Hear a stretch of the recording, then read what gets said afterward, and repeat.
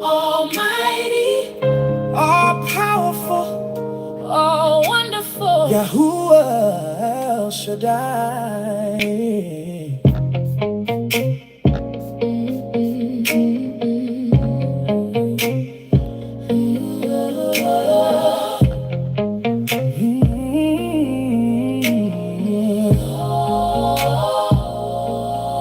From the beginning he formed the foundations of the earth. The sound of your voice began all birth.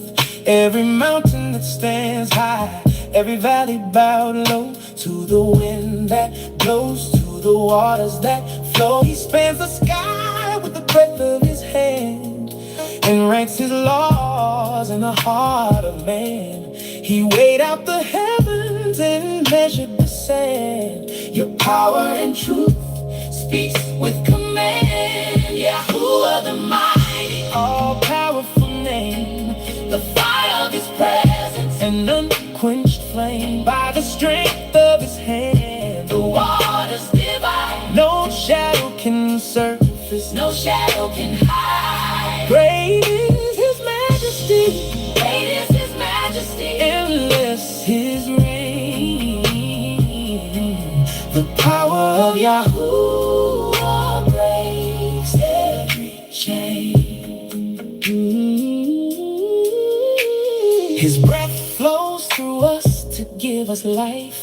With his strength and will, he destroys all strife. The heavens and earth shake when his chariots pass, and empires of clay shatter quickly like glass. He crushes the darkness with flashes of light, guiding his people straight through the night. All praises and esteem to Yahuwah above, whose unmatched authority equals his love. Yahuwah the mighty, all-powerful name.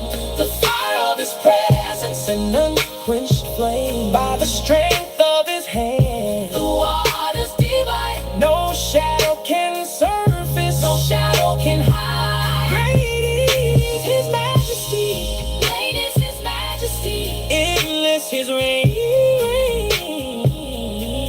The power of Yahuwah breaks every chain.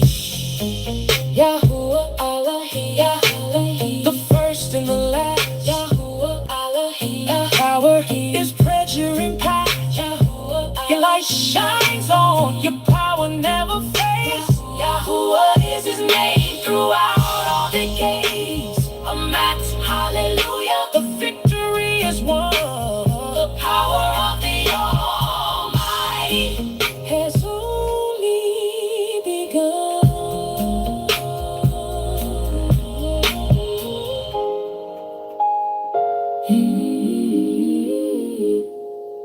Yes, our Abba Yahuwah Al Shaddai, there is none like him, the maker of the Shamaim and the Arats.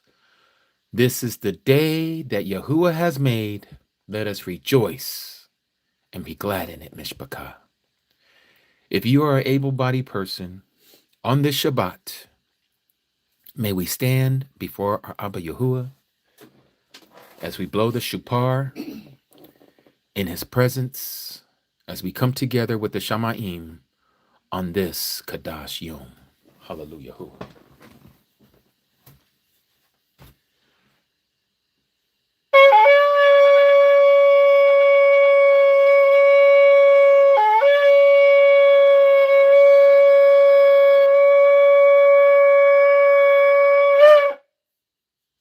Heavenly Abba Yahuwah, oh, the mighty one, Al Shaddai, the one who has created every single thing that is in existence. Unto you, O Abba Yahuwah, we give and uplift our voice unto you on this Shabbat, giving you praise, honor, and esteem, O Abba Yahuwah, that is due only unto you, who has created all of us from one blood, from one dam, to make us your people, whom you have chosen for yourself on this day, O Abba Yahuwah. We ask that you do not deal with us according to our ways, O Abba. We ask that you deal with us according for your name's sake, according to your long suffering and according to your tender mercies, O Abba. For none of us, no, not one of us is righteous before your sight. But we give you thanks, O Abba, for your Ben Yahushua HaMashiach. Because of his righteousness, we have been made righteous. And so, Abba, we ask that you do not deal with us according to our ways. The promiscuous sin that many of us do, O Abba, we ask that you remove it. Remove it far as the east is from the west from your sight, O Yah. Help us to walk in the newness of life, in the Ruach HaKadosh, and not according to our flesh. Help us to speak your words on this Yom. Help us to seek your pleasures, O Abba, and not our own. Help us to do what is right before your sight on this Shabbat, O Abba Yahuwah. Abba, I ask that you would help us all to come together in the unity of the brethren, that we will all have this time together before you, that you would look down from the Shamaim upon your people and be well pleased with us, O Abba, even though we are wicked, even though we feel ourselves being wicked before your sight. We ask, O Abba, that you don't see that wickedness. We ask, O Abba, that it be the dam, the blood of your Bane, your son, Yahushua HaMashiach, the Messiah, that has covered us of all of our transgressions, and that you see us being pure before your sight, that you see us being kadosh before your sight. And so we say, Hallelujah, Yahuwah, to you, because you and you alone, O Abba, you deserve all the praise for keeping us in your bosom. And so now we ask that your Ruach HaKadosh be in our midst, that you would teach us and lead us into all truth. May you open up the eyes of those who are here, O Abba, including myself, that we would see something new within your words, and that you would teach us, for you are our teacher. You are our Rabbi. Tudata Abba Yahuwah, on this Shabbat. All this we ask in the mighty name of your Ben Yahushua HaMashiach. Hallelujah, Yahuwah. Hallelujah, Yahuwah. And hallelujah, Yahuwah. Amat. Rumamu Yahuwah.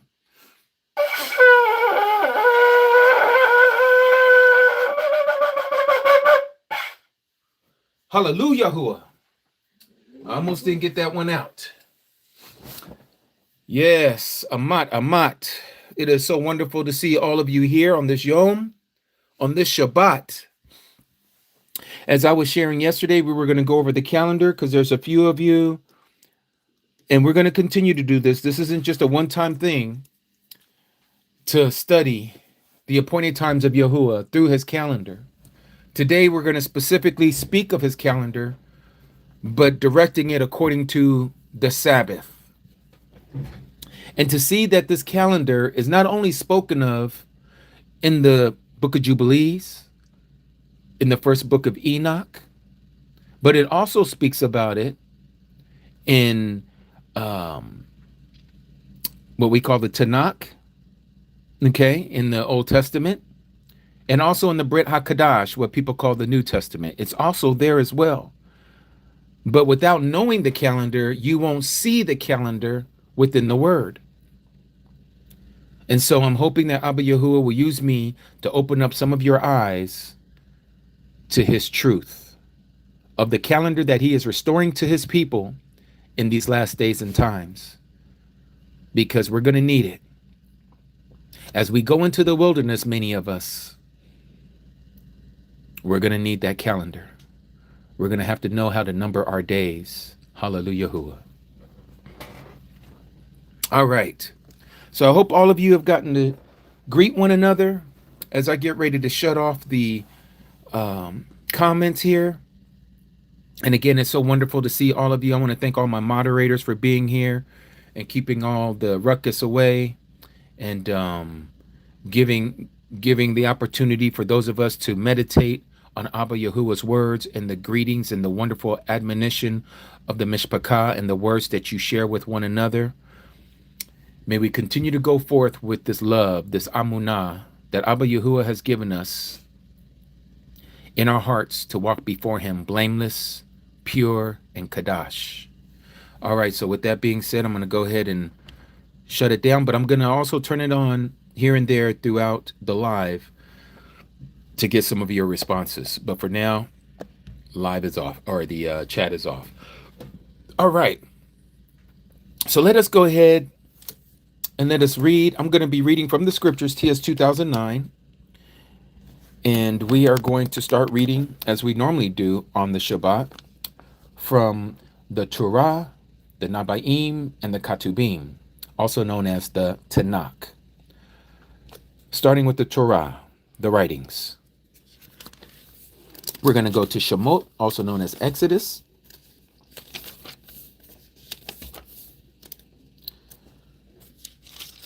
And we are going to go to chapter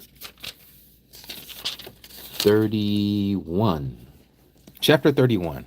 Many of you probably have read this many a times before, but we're going to read it again. And we're going to read it again. And we're going to read it again. Hallelujah. Can't get enough of his word. And so the word reads, again, Exodus, that is Shemot, chapter 31, starting at verse 12.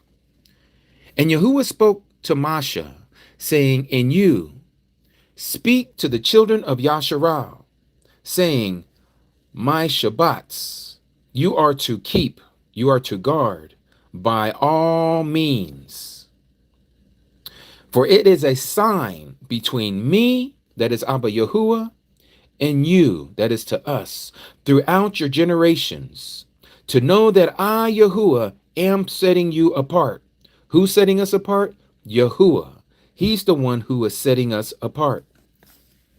And you shall guard the Shabbat, you shall keep the Shabbat, for it is set apart to you. It is Kadash to you. Everyone who profanes it, profanes the Shabbat, shall certainly be put to unaliving, to death. For anyone who does work on it, that being shall be cut off from among his people. 6 days work is done, and on the seventh is a Shabbat of rest, set apart to Yahuwah. Notice, set apart to Yahuwah, not to us, to him. Everyone doing work on the Shabbat day shall certainly be put to death. And the children of Yasharal shall guard the Sabbath, shall keep the Sabbath, to perform the Shabbat throughout their generations. You are to perform, that is, you are to do the Shabbat throughout your generations as an everlasting agreement. It's an agreement. And who's the agreement between? Between me, that is Abba Yahuwah, and the children of Yasharal. It is a sign forever. Can we all say forever? Forever. For in 6 days Yahuwah made the heavens, the Shamaim, and the Arats, the earth. And on the seventh day, the Shabbat, he rested and was refreshed. Notice this, takes it all the way back to creation. And when he had ended speaking with him on Mount Sinai, he gave Moshe 2 tablets of the witness, of the testimony, of the agreement, tablets of stone, written with the finger of Alua Elohim, none other. This was literally written from our Creator. All right. Now we're going to go to the Nabaim. We're going to go to the prophets. We're going to go to Hazakal, also known as Ezekiel.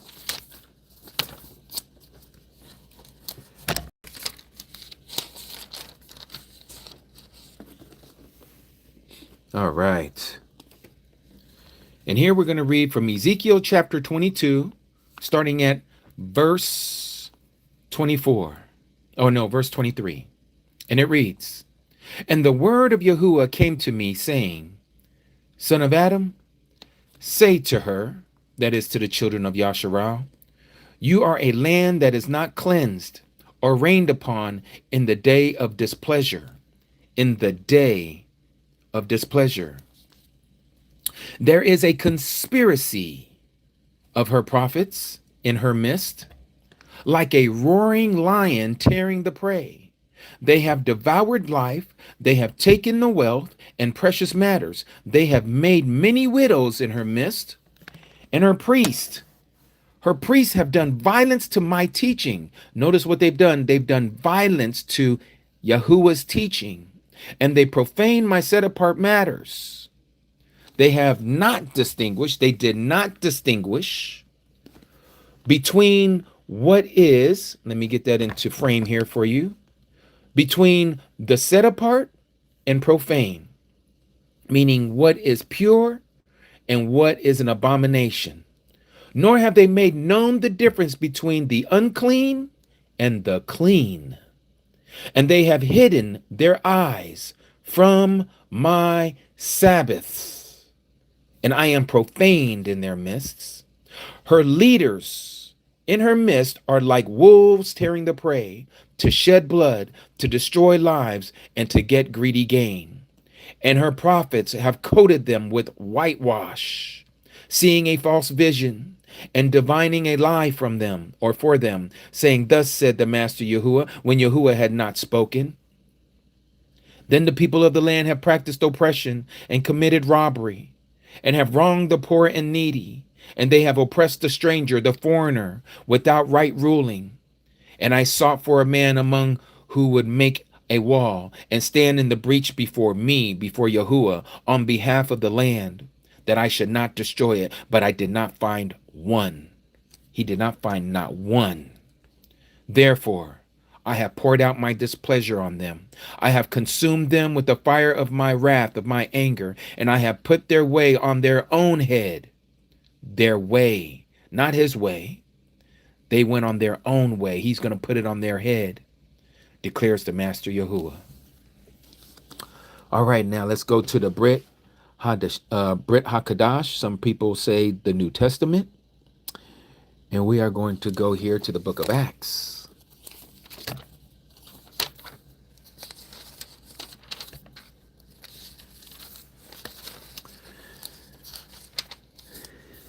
The book of Acts, starting at chapter 15, verse 6. And the emissaries and elders came together to look into this matter. And when there had been such dispute, Kappa, that is Peter, rose up and said to them, men, brethren, you know that a righteous thing a while ago, Alua Alahim chose among us, that by my mouth the nations, that is the Gentiles, should hear the word of the Basora, the great news, and believe. And Alua Alahim, the mighty of mighty ones, who knows the heart, bore witness to them by giving them the set-apart spirit, the Ruach HaKadash, as also to us, and made no distinction between us and them, cleansing their hearts by belief, by amunah. Who are we talking about? The nations, the Gentiles, who are coming into the truth. Now then, why do you try Alua Alahim, the mighty of mighty ones, by putting a yoke on the neck of the taught ones, that neither our fathers nor we were able to bear? Again, why do you try Alua Alahim by putting a yoke on the neck of the taught ones, that neither our fathers nor we were able to bear? But through the favor of the Master Yahusha HaMashiach, we trust to be saved in the same way as they, as the Gentiles. How are we saved? How are we saved, everyone? By believing in the Messiah and keeping the words of Alua Alahim. And all the crowd was silent and were listening to Barnabas, that is Barnabas, and Shaul, Paul, declaring how many miracles and wonders Alua Alahim did among the nations, the Gentiles, through them, through Barnabas and Shaul. And after they were silent, Yaqub, that is James, answered, saying, my brethren, listen to me. Listen to me. Shimon, that is Kappa, Peter, has declared how Alua Alahim first visited the Gentiles, the nations, to take out of them a people for his name. And the word of the prophets, the Nabaim, agree with this, as it has been written, after this I shall return and rebuild the booth of Dawood that has fallen down, and I shall rebuild its ruins, and I shall set it up. so that the remnant of Adam's kind shall seek Yahuwah. What are they going to do? The remnant of Adam's kind shall seek Yahuwah, even all the nations, even of the Gentiles on whom my name has been called. Did we not know that there's a certain amount of the Gentiles who too shall come into this truth?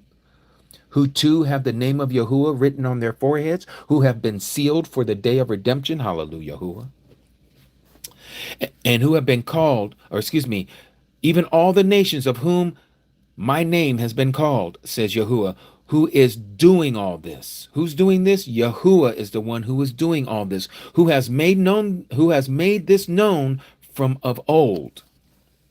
Therefore, I, that is Yaqub, also known as James, judge that we should not trouble those from among the Gentiles, among the nations who are turning to Alua Alahim, who are repenting to turn back to Alua Alahim, but that we write to them to abstain from the defilements of idols, and from whoring, and from what is strangled, and from blood. For from ancient generations, Masha, aka Moses, has in every city those proclaiming him, being read in the congregations, in the assemblies, every Sunday. Oh, no, I'm sorry. Every Shabbat, every Sabbath. Notice what we're talking about. The apostle Yaqub, whom we have been told his name is James, that's not his real name. Yaqub is his name. He said to the other disciples who all walked with the Messiah for 3.5 years, listen, my brethren, we're not going to put too much on these Gentiles at once. We got to bring them in little by little, feeding them little at a time, feeding them the nourishment of the milk of the word and not the meat of the word. Because they're going to hear this truth. They're going to hear the instructions, because Moses is going to be read to them every Sabbath. That is for those who are interested in knowing the truth. I present to you, all of you that are listening right now, today is the Shabbat, the Sabbath, according to the Creator's calendar, not the calendar that you and I have been raised on, not the one that has been given to us by an institution. No, the true calendar of Yahuwah that we're going to go over today. For those of you who are listening and are interested, we're going to go over the true calendar, the calendar that is now being restored unto his people. And for those of you who are following this true calendar, you may not know its concepts. You may not know how it works. This is why you are to hear and listen, so that you can also share this truth to others, that you, for this very purpose, have been brought into this world, so that by your mouth and by your understanding, you can share this truth with others about the true restored calendar that is now being restored unto his people once again, because the time is near. The time is near. What time? The time for his people to be removed from Babylon, to come out of her. When we run into these wildernesses, wherever you may be located, when that time comes, because it is coming, you're going to need to know this calendar. You're going to have to know how the calendar works. You're going to have to know how to number your days. You, my brother, you, my sister, you are not going to have somebody hold you by the hand and tell you today is the Shabbat. No, you're going to know how to do it for yourself if you're seeking Abba Yahuwah with all of your heart and with all of your mind and with all of your strength. He says he shall be found. He says that he shall be found. All the 3 locations that we just read from Exodus, Ezekiel, and now here in the book of Acts, there's one thing that we're talking about that is a common denominator, and it is the Sabbath day. We read in Exodus chapter 31 how important it is for those of us who are from the bloodstock of Yasharal, native born. Okay? We have seen that he has made an agreement with our people. You have no say-so, DNA Yasharal, that you don't want to be a part of that agreement, that you didn't come into the agreement. Don't worry. Your ancestors already did it on your behalf. Our ancestors agreed with the creator of heaven and earth that we and our progeny, I can't even say that right, our offspring, we shall keep not only the Sabbath, but his Torah, his instructions. And as you have seen and as I have read, he says that the Shabbat shall be a sign between him and his people. Let's go back and look at that. Let's go back to Exodus. Exodus chapter 31. Let's look at that again. Exodus chapter 31. Notice what it says here. Verse 12. And Yahuwah spoke to Moshe, that is Moses, saying, and you shall speak to the children of Yasharal, saying, my Sabbaths you are to guard by all means. For it is a sign between me and you throughout your generations, to know that I, Yahuwah, am setting you apart. So again, the Sabbath is key. We spoke about the 10 Commandments yesterday and the week prior to that. Most Exgens have no problems keeping most of the 10 Commandments. But as soon as you talk about the Sabbath day, there seems to be a problem with the Sabbath. There seems to be an issue with Exgens keeping the Sabbath. But according to what we're reading here, this is a sign between him and his people throughout our generations that we are to keep the Sabbath. It's a sign between us and him. It is to show that we are part of this agreement. Not only that we are the people that he has chosen to be in this agreement with him, but that it is to show that we belong to him by keeping the Sabbath day, people. We see also in the book of Ezekiel that he says that there are those who have purposely hidden their eyes from his Sabbaths. They are purposely hiding their eyes from his Sabbaths. They don't want to keep his Sabbaths. They use excuses like the Messiah is the master of the Sabbath and they don't want to keep the Sabbath. Where did the Messiah ever say that the Sabbath has been done away with? Where did he ever say that you don't have to keep the Sabbath anymore as long as you believe in me? Where did he ever say that if you rest in me, you don't have to keep the Sabbath? Where does he say any of this? Is it in Matthew? Is it in Mark? Is it in Luke or John? Do we find it anywhere in Paul's letters? Do we find it anywhere in John's letters, in 1st, 2nd, or 3rd John? Do we find it anywhere in Peter's 2 letters? Or James's letter? We don't find it. We don't find it, people.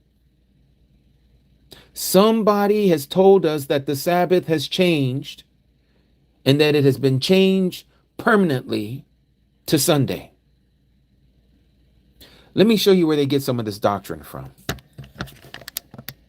Before we get into the calendar, I have to show you where some of this teaching is coming from, where we have caused ourselves to error from the word. We're going to go to one of Shaul, Paul's letters. Okay? Well, some people say that Paul didn't write it. I don't know. The book of Acts. Some say Lucas wrote it. It probably was Lucas. He was an apprentice of Shaul, aka Paul. All right, so let's go here. I believe this is where I wanted to go. Yes. If we go here, this is Acts chapter 20. All right. And I'm going to read this also from the King James Version, because I need you to see how they have manipulated us, how they have deceived us into thinking that The Sabbath is now on a Sunday. And so it says here in Acts chapter 20, verse 7. And on day one of the week, right there, you're seeing where they are getting SUN day. On day one of the week, the taught ones, that is the Talmudim, aka disciples, having gathered together and broke bread, or to break bread, they were eating. Shaul, aka Paul, intending to depart the next day, was reasoning with them and was extending the word till midnight. And there were many lamps in the upper room where they were assembled, and a certain young man by the name of Eutychios was sitting in a window, being overpowered by a deep sleep. As Shaul kept on reasoning, or as he was explaining, this young man, was overcome by sleep and fell down from the third story. This man fell down from the third floor. He was really high and was picked up dead. And Shaul, having gone down, fell on him and embracing him and said, "Do not be upset, for his life is in him." Then going up again, and having broken bread and eaten, he talked a long while, even till daybreak, and so went forth. And they brought the young man in alive and were encouraged, but not a little. They were very much encouraged. Now, let's back up. And one day of the week, that's day one of the week. Let's read this in the King James Version. Let's go to the same passage, Acts chapter 20.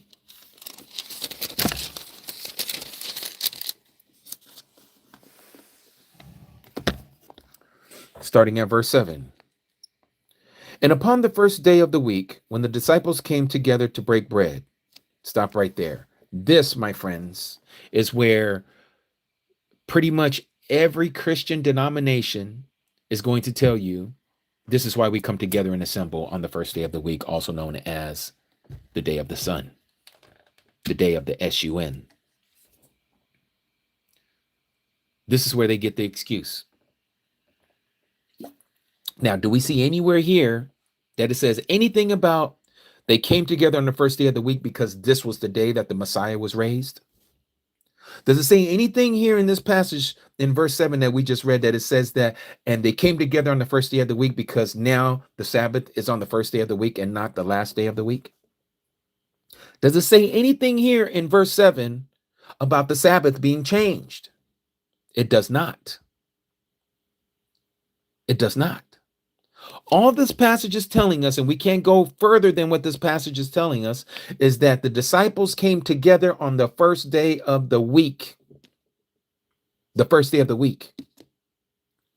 That first day of the week I present to you, my brothers and sisters, is not SUN day. This first day of the week is according to the calendar of our Creator. After all, He was the one that said, "Let there be light" on the first day of the week. He was the one that separated the waters from the waters on the second day of the week. He was the one who brought the land out of the waters and planted the seeds of the trees and of the plants on the third day of the week. He was the one who numbered the fourth day and planted and set, I should say, a greater light and the lesser light in the firmament to shine upon the earth. And so you know the rest of the story from the first chapter of Genesis. He was the one who has numbered the days of the week. And that first day of the week that is being said here in in verse 7 of Acts chapter 20 is talking about this calendar. It is not talking about this Gregorian calendar that you and I know today as Sunday, Monday, Tuesday, Wednesday, Thursday, Friday, Saturday. In fact, at this time of the writing of this passage of the book of Acts, and when this occurred, which was before it was written in this so-called book of Acts, the Romans were following an 8-day week cycle. Did you know that? Or was it a 10-day week cycle? It was one of the two. It wasn't a 7 at this time. It wasn't talking about no Sunday. There was not even a day called Sunday at this time. But let Christianity tell you, and let them have it their way, They're going to have you believe that this first day of the week was Sunday. That happened yesterday. But you see, the problem is that many of us don't look into this matter and we just accept it because we woke up when we found out who we are in consciousness, probably right around the time of 10 or 11 years old in your life. And you realize that you are a sentient being. And you have been already brainwashed with Sunday, Monday, Tuesday, Wednesday, Thursday, Friday, Saturday, because you were going to school already. Wake up, Jimmy, it's Monday, it's time to go to school. Wake up, Jimmy, it's Tuesday, it's time to go to school. This goes on through your life. As a child, we don't question this because our parents, they are the ones who are introducing us to the calendar that they follow. And you end up following the same thing. Yahuwah has allowed this to go on for centuries.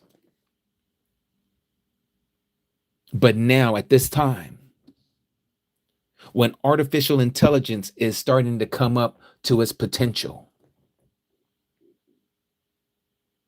when the world is on fire, when we see the wickedness of those who call themselves Jews and are not, when we see the awakening of his people, when we see the restoration of his name that is starting to go forth amongst his people. Let me share something with you as a side note. I was at Home Depot the other day and I was wearing one of the shirts. His name is Yahuwah. I was wearing one of those shirts and I was checking out at the self-checkout at the Home Depot here near my house. I don't know this guy. This guy doesn't know me. Caucasian man. And he sees me there walking towards one of the self-checkouts and he says, "I love your shirt." And I realized the shirt that I had on as I was scanning the items that I had in my hand. And I looked at him. I said, "Oh, you know the name?" He says, "Of course." I said, I don't run into too many people who know the name." He goes, "I know. There's not too many people who know his name." And after that, he walked off. But I told my Asha about that. And I'm like, "Baby, I ran into somebody today who knows the name of Yahuwah." I said, "Abba Yahuwah truly is letting his name be known." I say that as a side note because of the time that we're living in. And it's this very time, Mishpachah, and those of you who are listening, that Abba Yahuwah is once again revealing his true calendar to his people. And it's specifically for those who know his name. It's specifically for those who know to keep the commandments. It's specifically for those who are trying to attain to understand what we are supposed to do on the Shabbat and when is the Shabbat and how we are to keep the Shabbat. These people who are hungry for this information, Abba Yahuwah is going to open up their eyes to his calendar, not to those who don't want to know, not to those who are stuck in a lunar cycle, not to those who want to continue to do as the Jewish people do, to be looking up at the western horizon, waiting for that little sliver of the new moon, as they call it, and say, "We're in a new month." No, he's not showing it to them.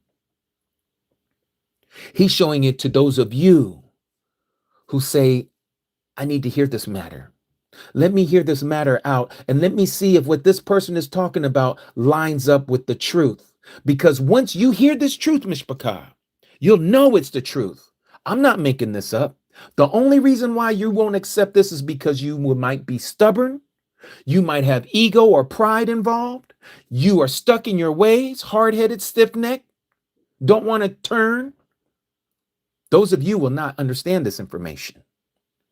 But to the rest of you who are meek, who are humble, who have a teachable ruach, who are looking into this, discerning for yourself by the Spirit, Abba Yahuwah will reveal it to you. No one else can reveal this to you. I can't reveal it to you because the same words that are coming out of my mouth will open up one person's eye and will shut another one from not seeing it.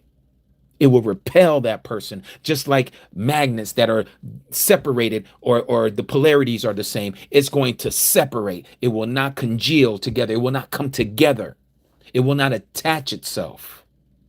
And so there are some of those of you who are listening to me right now, you are not going to attach yourself to the truth.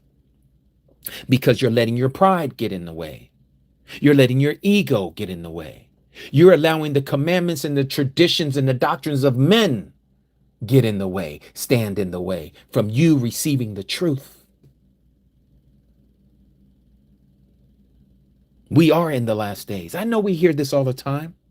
And some of you are saying, yeah, one of these days you're going to be right. It's not about one of these days if I'm going to be right, because it has nothing to do with me being right or wrong. It's about me sharing this message with you as he has revealed it to me and how I am to follow it.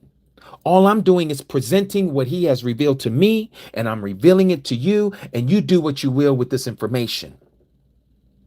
But I think for those of you who are listening, when I present what it is that's in scripture and that's in the Apocryphas, oh yes, the Apocryphas, these so-called pseudographa books, right? These false pens, these false writings that they want you to believe that they're false because it wasn't canonized from Genesis to Revelation.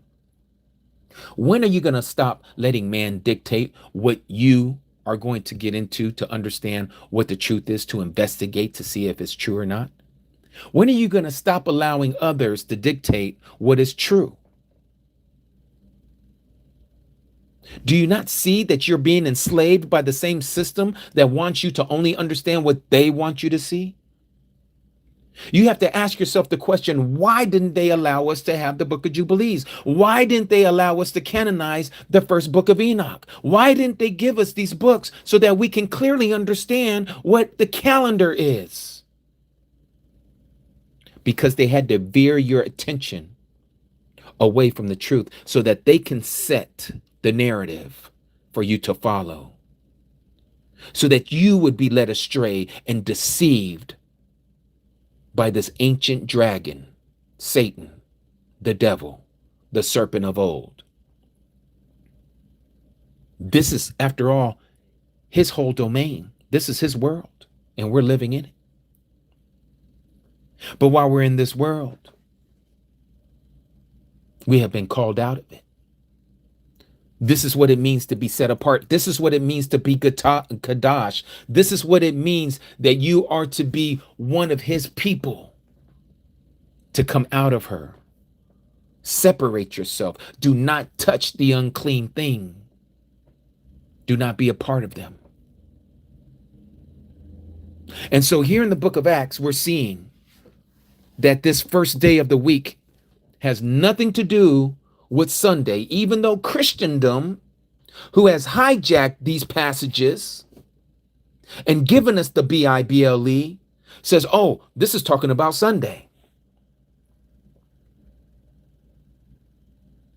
It has nothing to do with the Sunday. Let's start to make sense of this. Let's go to Genesis. I'm going to read this out of the King James Version. Chapter 1. Starting at verse 14. It says here, and I'm going to substitute and say the true names and not the pagan titles and names that we have been given. And Alua Elohim, the mighty one, said, let there be lights in the firmament of the Shama, that is of the heaven, to divide the Yom, the day, from the Layla, the night, and let them be for signs, that is Ot, and for seasons, and for days and years. What did he say here? He says, let there be lights in the firmament, in the atmosphere, in the sky of the heaven, to divide the day from the night. Isn't that exactly what the sun does? It divides the day from the night. It's not the moon that does that. It's not the stars that do that. Here we're understanding that the sun, even though it doesn't say the sun, even though it has a plural here about the lights, he says, let there be lights in the firmament of the heaven. But to divide the day from the night, only one source does that. Only one. It's called the sun. It's called the sun. The sun is what divides the day from the night. And let them be, the lights, be for signs. The lights are for signs. The sun, the moon, and the stars are for signs and for seasons and for days and years. And let them be for lights in the firmament of the heaven to give light upon the earth. And it was so. And the mighty one, Alua Elohim, made two great lights, the greater light to rule the day and the lesser light to rule the night. He made the stars also. Now let me ask you all a question. And of course, it's rhetorical. Do we see the sun every day? I mean, besides if there's a cloud in the sky, but do we see the sun every day? Do we see the effects of the sun every day? Yes, we do. Every single day of our life, no matter if it's cloudy, no matter if a volcano just erupted, we can tell that the sun is out. What about the moon? Do we see the moon every night? Do we see the moon every single night? No, we don't. And I'm not talking about because of cloud cover. There are days that the moon does not appear at night. We cannot use the moon. And I'm going to show you through the Apocryphas that we are not to use the moon to dictate our times, to follow for timekeeping. We are not to use the moon. And I don't care how many times a person says that to someone. If you are one who follows the phases of the moon, what I'm sharing with you need not apply, because you are not going to listen anyway. You already have it set in your heart. You have it set in your mind. You're stiff-necked, you're stubborn, you're prideful, and you're not going to change. So again, everything that I'm saying to you right now is not for you. You need not to listen. You might as well go ahead and go somewhere else, because everything that I'm about to share from this point on speaks against the calendar of the moon. It speaks against it. And for that matter, it speaks against the Gregorian calendar that the world is following to this very day. Yes, the Sunday to Saturday calendar. Yes, the January to December calendar. This is not the calendar of the Creator. This is the calendar of the Catholics that was given to you by Pope Gregory the 13th. He was the one that instituted the calendar that the world is following today since the 1300s, I believe it is.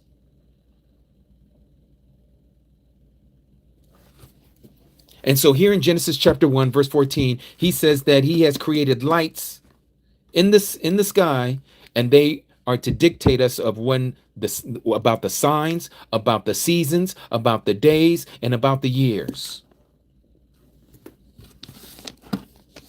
Let me bring out the Apocrypha. In the Apocrypha, let's go directly to the book also known as 1st Enoch, chapter 72 to be specific. Now, many of you have read this with me many of times, and you've read it in other rooms and other lives many of times. But I ask that you pay attention, because Abba Yahuwah just might open up some of y'all's understanding a little bit more. He does for me. Every time I read his words over and over again, I see something I didn't see the last time. So don't get in a complacent place in your walk in this Amunah and say, oh, here we go over Enoch 72 again. Let's read something else. There's other chapters of Enoch. Yes, that's true. But today we're talking about the calendar, specifically about the Sabbath. Notice what it says here in chapter 72 of 1st Enoch, starting in verse 4. And first there goes out the great luminary named the sun, and his circumference is like the circumference of the heaven, and he is quite filled with illuminating, heating fire. The chariot on that he ascends, the wind drives. This is where we understand that NASA, the National Aeronautical Space Agency, also known as NASA, when they send out these so-called satellites, which are nothing more than hot air balloons, they ride the winds of space. They ride the winds of heaven. This is where does it say it here? The wind drives and the sun goes down from the heavens. This wind, that's the winds of the heavens. And so when they send these satellites up, you ever hear them talk about it's in orbit? That orbit is their way of hiding these currents of wind that are above the Earth's surface, that the sun uses, that the moon uses. It's right there. But they don't tell us this. But you're seeing it right here in the book of Enoch. That's what NASA calls orbiting the Earth. It's nothing more than heavenly winds. We're not talking about jet streams. We're not talking about the ones that are here in our atmosphere. No, we're talking about what people call outer space or deep space, low orbit, as they say. This low orbit, which is lower than the orbit of the sun and the moon, there's these winds up there that they're not telling us about. The International Space Station riding on this wind. This is why they know when that satellite is coming back around, because it's on that heavenly wind orbit. Well, let's continue. Verse 5, the chariot on that he ascends, the wind drives, and the sun goes down from the heaven and returns through the north in order to reach the east. This right here I'm not going to get into, but it's talking about the flat earth, but that's for a whole nother time, for a whole nother study. And is so guided that he comes to the appropriate portal, talking about the sun, and shines on the face of the heaven. And this way he, the sun, rises in the first month. Notice that, rises in the first month in the great portal that is the fourth of the 6 portals in the east. And in that 4th portal, from there the sun rises in the first month are 12 window openings. From that proceeds a flame when they are open in their season. So there are 12 other windows that flank the 4th portal. And out of it comes all kinds of weather patterns. Okay? It says when they are opened in their season. When the sun rises in the heaven, he comes out through the 4th portal 30 mornings, or as I like to say, 30 sunrises. 30 sunrises in succession, and sets accurately in the 4th portal in the west of the heaven. And during this period, the day becomes daily longer and the night nightly shorter to the 30th morning, or the 30th sunrise. On that day, the day is longer than the night by a 9th part, and the day amounts exactly to 10 parts, and the night to 8 parts. So remember, on that day, the day is longer than the night by a 9th part. But as it goes on, it says, and the day amounts exactly to 10 parts. Okay, the day amounts exactly to 10 parts. So it was 9. Okay, the day is longer than the night by a 9th part. And then it goes on and says, and the day amounts exactly to 10 parts, and the night to 8 parts. So understand what's being said here. On that day, what day are we talking about?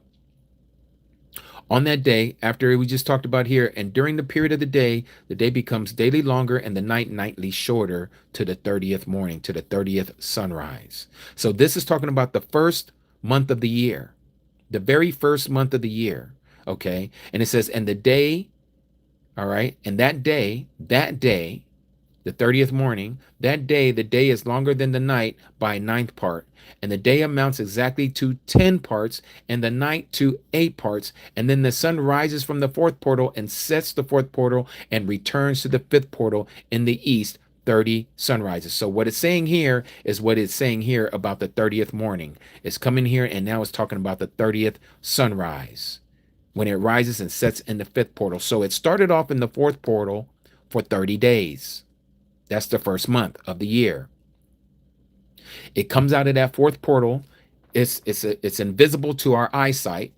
But if you used to go out to the horizon of your property, let's say you didn't have, a neighbor next to you, and you had a whole bunch of field out looking towards the east, and you started from a place in your home. You come out of your porch, and let's say your porch is facing east towards the eastern horizon. And as every sunrise, you're looking out towards the east. You can see where the sun is coming up over the horizon. Once you start to recognize it, you'll see that there are 6 portals in the east. There are 6 portals in the east. Okay, the sun is going to come out of that portal every month out of one of those portals. It's going to come out of that same portal for at least 30 days. At least 30 days. All right. So here we see again the first month, the sun comes up for 30 days. That's the first month. Right here. Fourth portal, I put in the margin 30 days. Okay. So now we're going to go to the second month, verse 11. And the sun rises from the fourth portal and sets in the fourth portal and returns to the fifth portal. Now it's entering. This was the culmination of the last day of the first month. Okay, it came up in the fourth portal, it's set in the fourth portal, but now it's about to rise in the fifth portal. This is bringing us to a new month. It says it comes up on the fifth portal of the east for 30 sunrises. This is a whole nother month of 30 days. So the first month has 30 days, the second month has 30 days. Okay, and it rises from it and sets in the fifth portal, not in the fourth portal. Remember, it went from the fourth portal to the fourth portal. Okay, so it rose in the fourth portal, which was the last day, the 30th day of the first month, and it's set in the fourth portal on the 30th day of the last month. But now it returns to the fifth portal. It's starting a new month. Now it's the second month.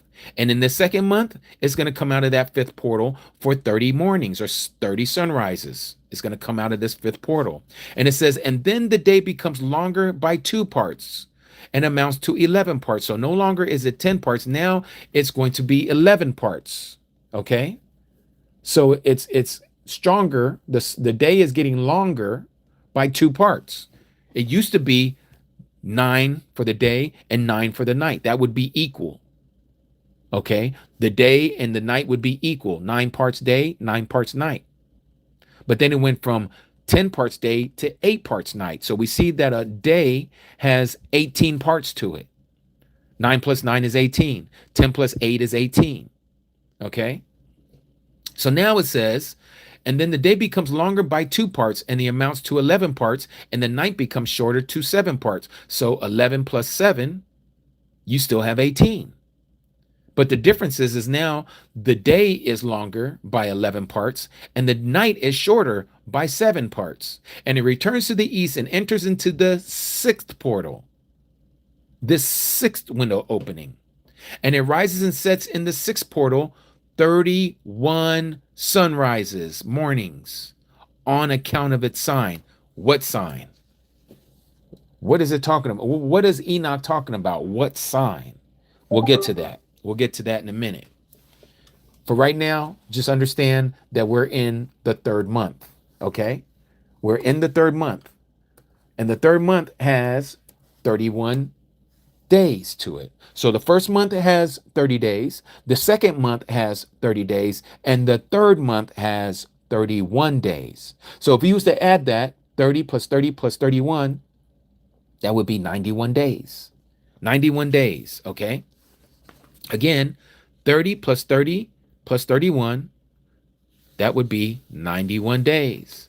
And this is why it says, and it returns to the east and enters into the sixth portal and rises and sets in the sixth portal 31 sunrises or mornings on account of its sign. On that day, the day becomes longer than the night, and the day becomes double the night. And the day becomes 12 parts, and the night is shortened and becomes 6 parts. So the 6 parts for the night, 12 parts for the day. 12 plus 6 is 18. So we still see that there is no part of the day lost as far as all of it, as far as the sum of what is considered a day. It still has 18 parts. It's divided by when the sun is shown and when the night is revealed. Okay, and here we see that there's 12 parts that the sun is out. This is letting us know that this is deep into the summer. Like most of us right now, we're in that time of the year where we're deep into the summer. Okay?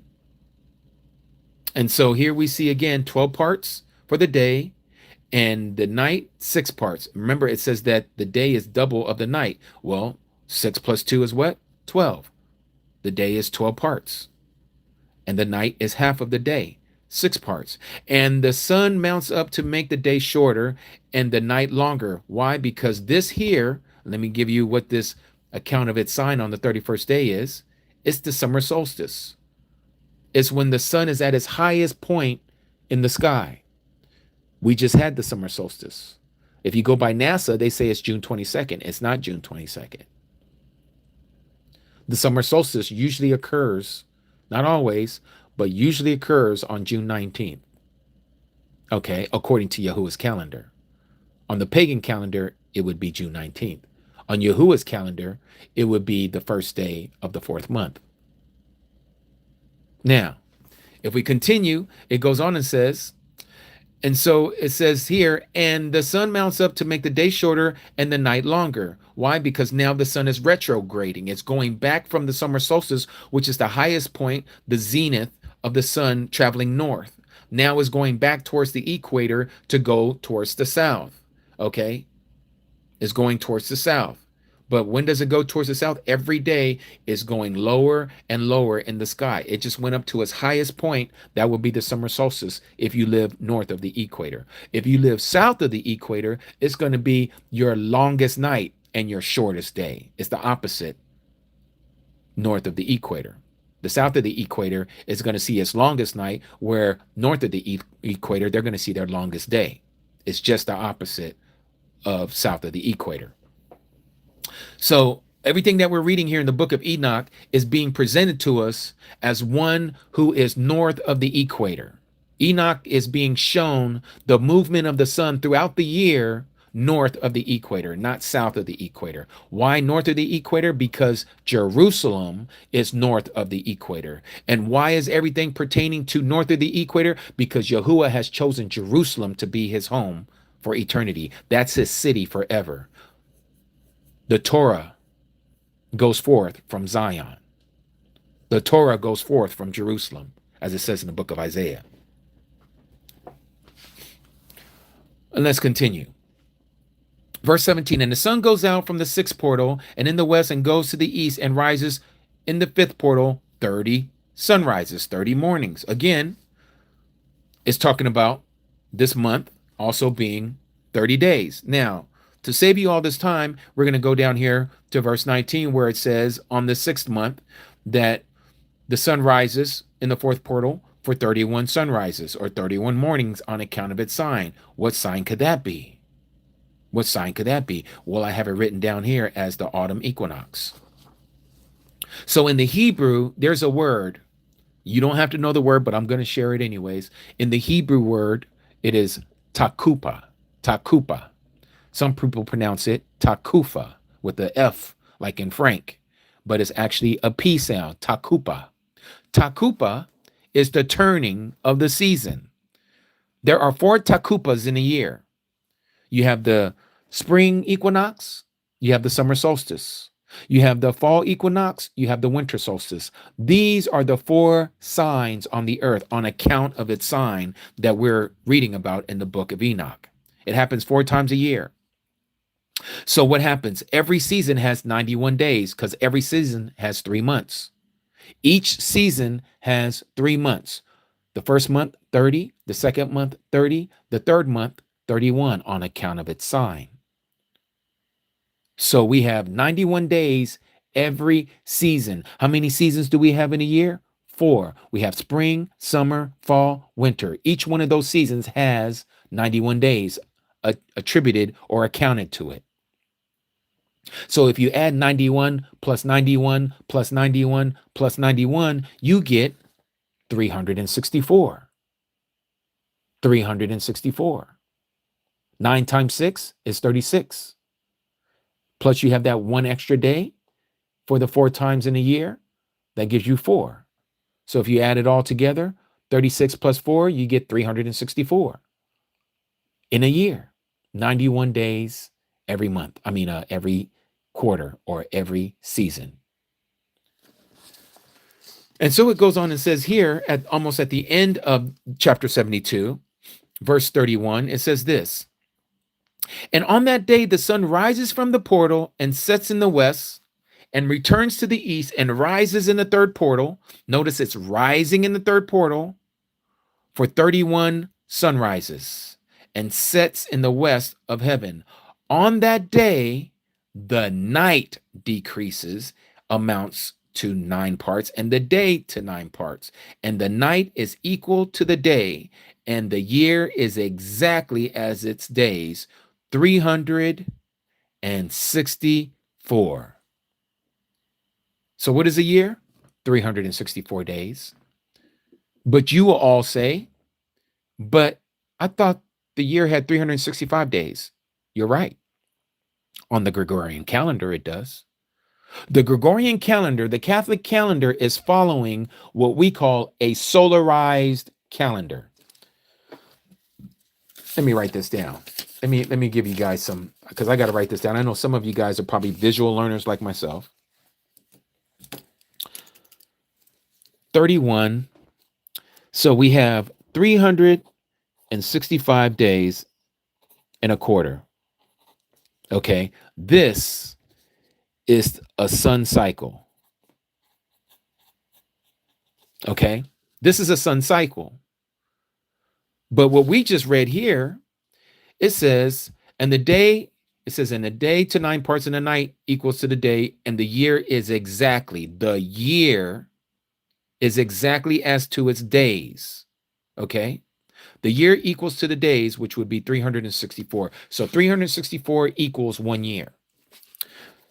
364. This is Yahuwah's calendar, what he calls his year. So I'm going to put YAH's year. Okay. YAH's year. 364. Now you're going to see this number 364 come up a few more times as we're reading. Before we break this down to show the difference between the 365 and a quarter day cycle, the sun cycle, and Yahuwah's 364-day YAH's calendar year, they're both spoken of here in the book of Enoch, the first book of Enoch. It literally talks about this 365 day and a quarter. But we're not to follow this. The world follows this number. We don't follow this number. And I'm going to show you as we continue. Okay, so we see that it talks about these 12 months. There's no 13 months. I know some of you have been watching your TikTok, scrolling and seeing people talking about, oh, this old Bible says that there's 13 months in a year, and it's written here in this inside of this Bible that was found in 1785 or whatever they talk about. There is no such thing as a 13th month. Let's get that out the way. The only reason why you will have 13 months, and I'm going to show you here, according to scripture, why you will see a 13th month is because they are following a moon cycle. It's the only reason why you'll get a 13. But let's continue. Now we're going to go to the book of Jubilees. The book of Jubilees is something very astonishing. And I think this, for me, takes out all the guesswork when it comes to what do we use? Do we use the sun? Do we use the moon? Do we use the stars? What do we use? We're already told in Genesis chapter 1, I read it for you earlier, verse 14, that he said, let lights be in the firmaments, okay? And let them be for days and for years, right? For seasons, right? And for signs, yes? Okay, so if the sun, moon, and the stars are for these reasons, we get that. But which one of these are we supposed to follow? How do we follow when a month begins? How do we follow to know when a day begins? How do we know where we are in the days of the week? Well, according to what we just read in 1 Enoch chapter 72, which I read for you, not all of it, but most of it. Remember how it talked about how the sun comes out of these portals and how it does this for 30 days?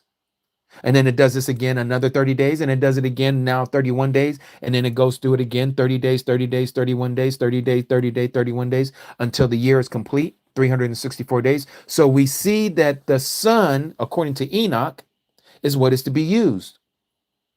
Well, what does it say in the book of Deuteronomy? Let every word be established by 2 or 3 witnesses. Let every word be confirmed by 2 or 3 witnesses. Let a matter be established by 2 or 3 witnesses. So now we're going to get a second witness to what Enoch was saying in chapter 72 about this great luminary called the sun, how it comes up out of these portals 364 days.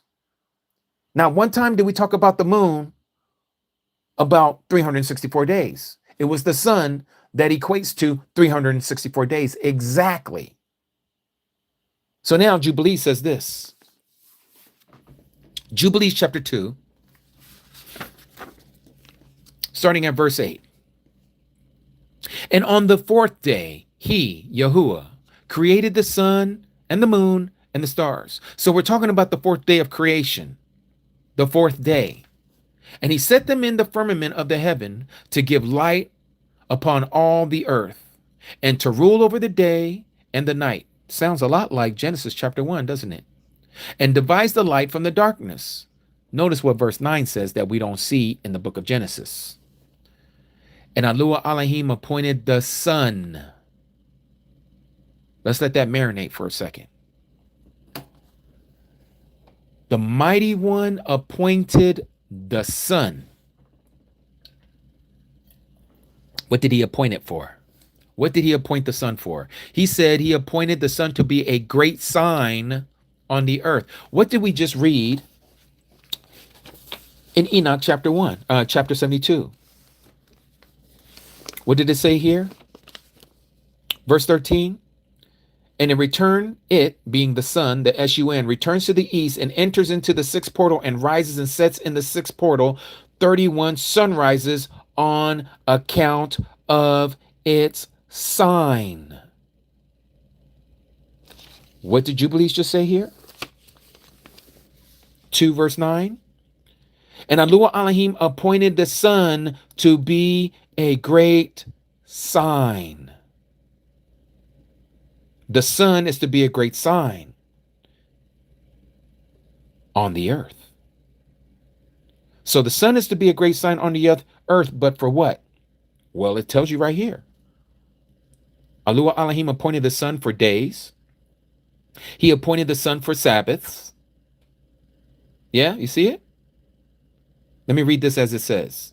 And Alua Elohim appointed the sun to be a great sign on the earth for days and for Sabbaths and for months and for feasts and for years and for Sabbath of years and for jubilees and for seasons of years.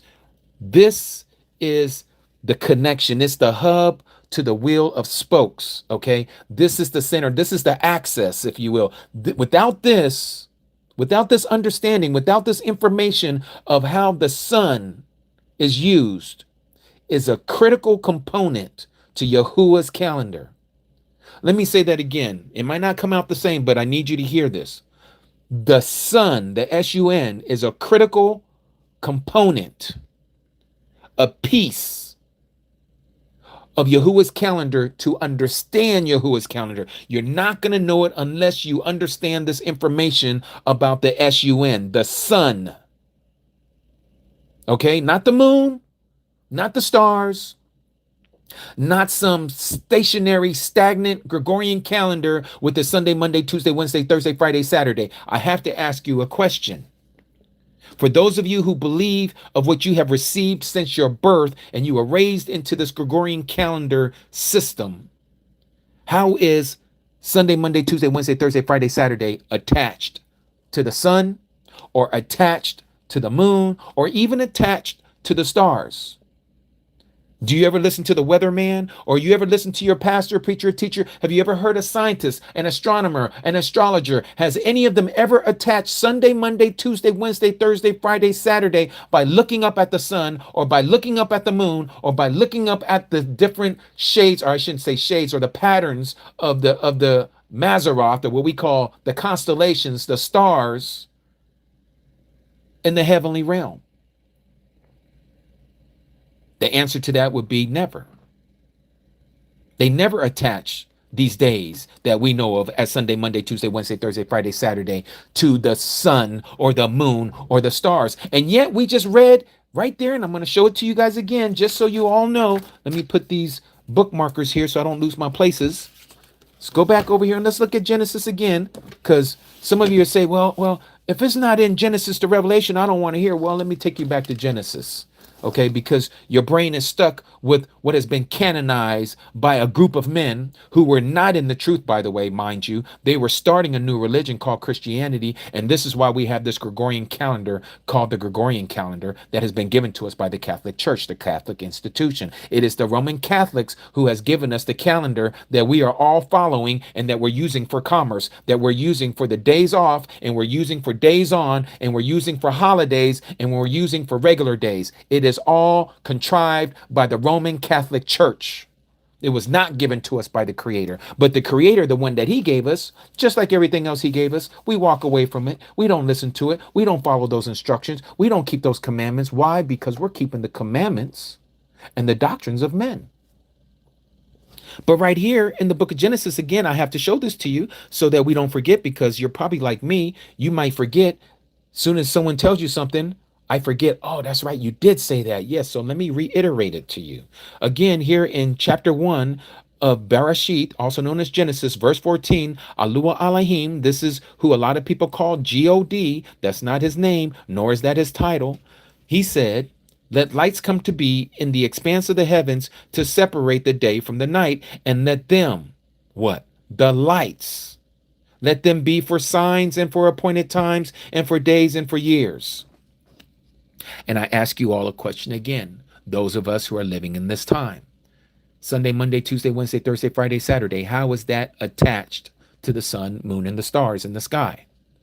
And if you're being real with yourself and you're being real with what you've been taught, you'll say it's not connected. I don't know how it's connected. Other than we see the sun come up and we say, oh, it's Monday. We see the sun come back up, oh, it's Tuesday.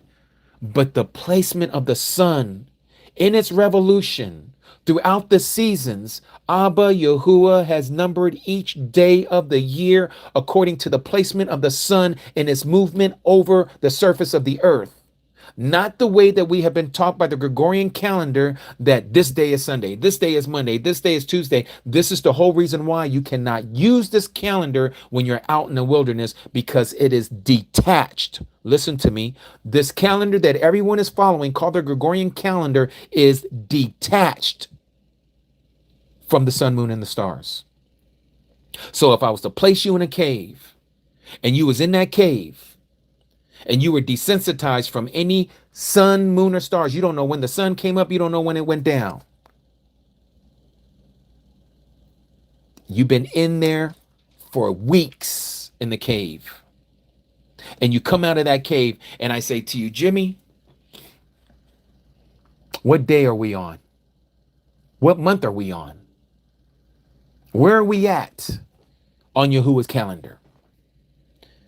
First of all, you would have to know Yahuwah's calendar to know how to find where you're supposed to be at on Yahuwah's calendar. But because we're talking about this amongst one another right now, using this as a scenario, if you don't know the calendar of Yahuwah, you're not going to know where you're at on his calendar. You're not going to know where you're at on the season. You're not going to know what month you're in, because you and I have been following the wrong calendar system. We've been following the Roman Catholics calendar system. So now we would have to go around into society waiting for somebody that we can ask and say, what's today's date?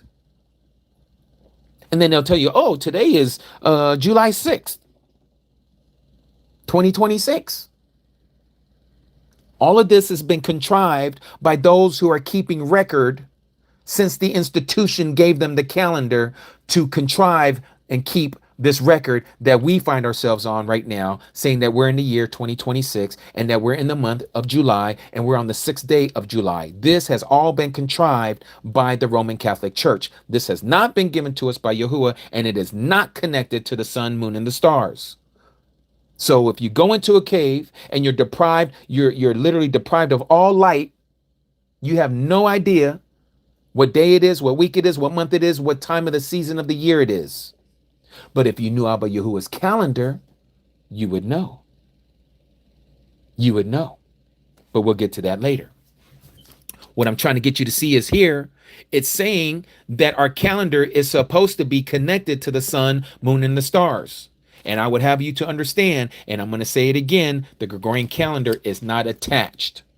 The Gregorian calendar is not attached to the sun, moon, and the stars. It's a stagnant calendar, meaning that it is stationary. And this is why they have to continue on adjusting it. Even the atomic clock, they have to adjust it because they just won't let time be time. They won't let the sun to dictate where we're at in the time of the day. No, they have to have it incrementally the way they want it. And everything, your phone, your watches, your computers, your laptops, your tablets, your every system that is connected digitally that can upload and download is connected to this atomic clock in Colorado. And even there, they have to adjust it after so many years to stay on point. They have to keep adjusting it. They have to keep adjusting it. But if you allow the time to be time by following the orbs in the sky, you're never going to be off because it's always on time. It's going to go and do what it is to perform because it has been given by Abba Yahuwah what the sun is supposed to do. And it says this in the book of Jubilees. Let's go here. Let's continue with this.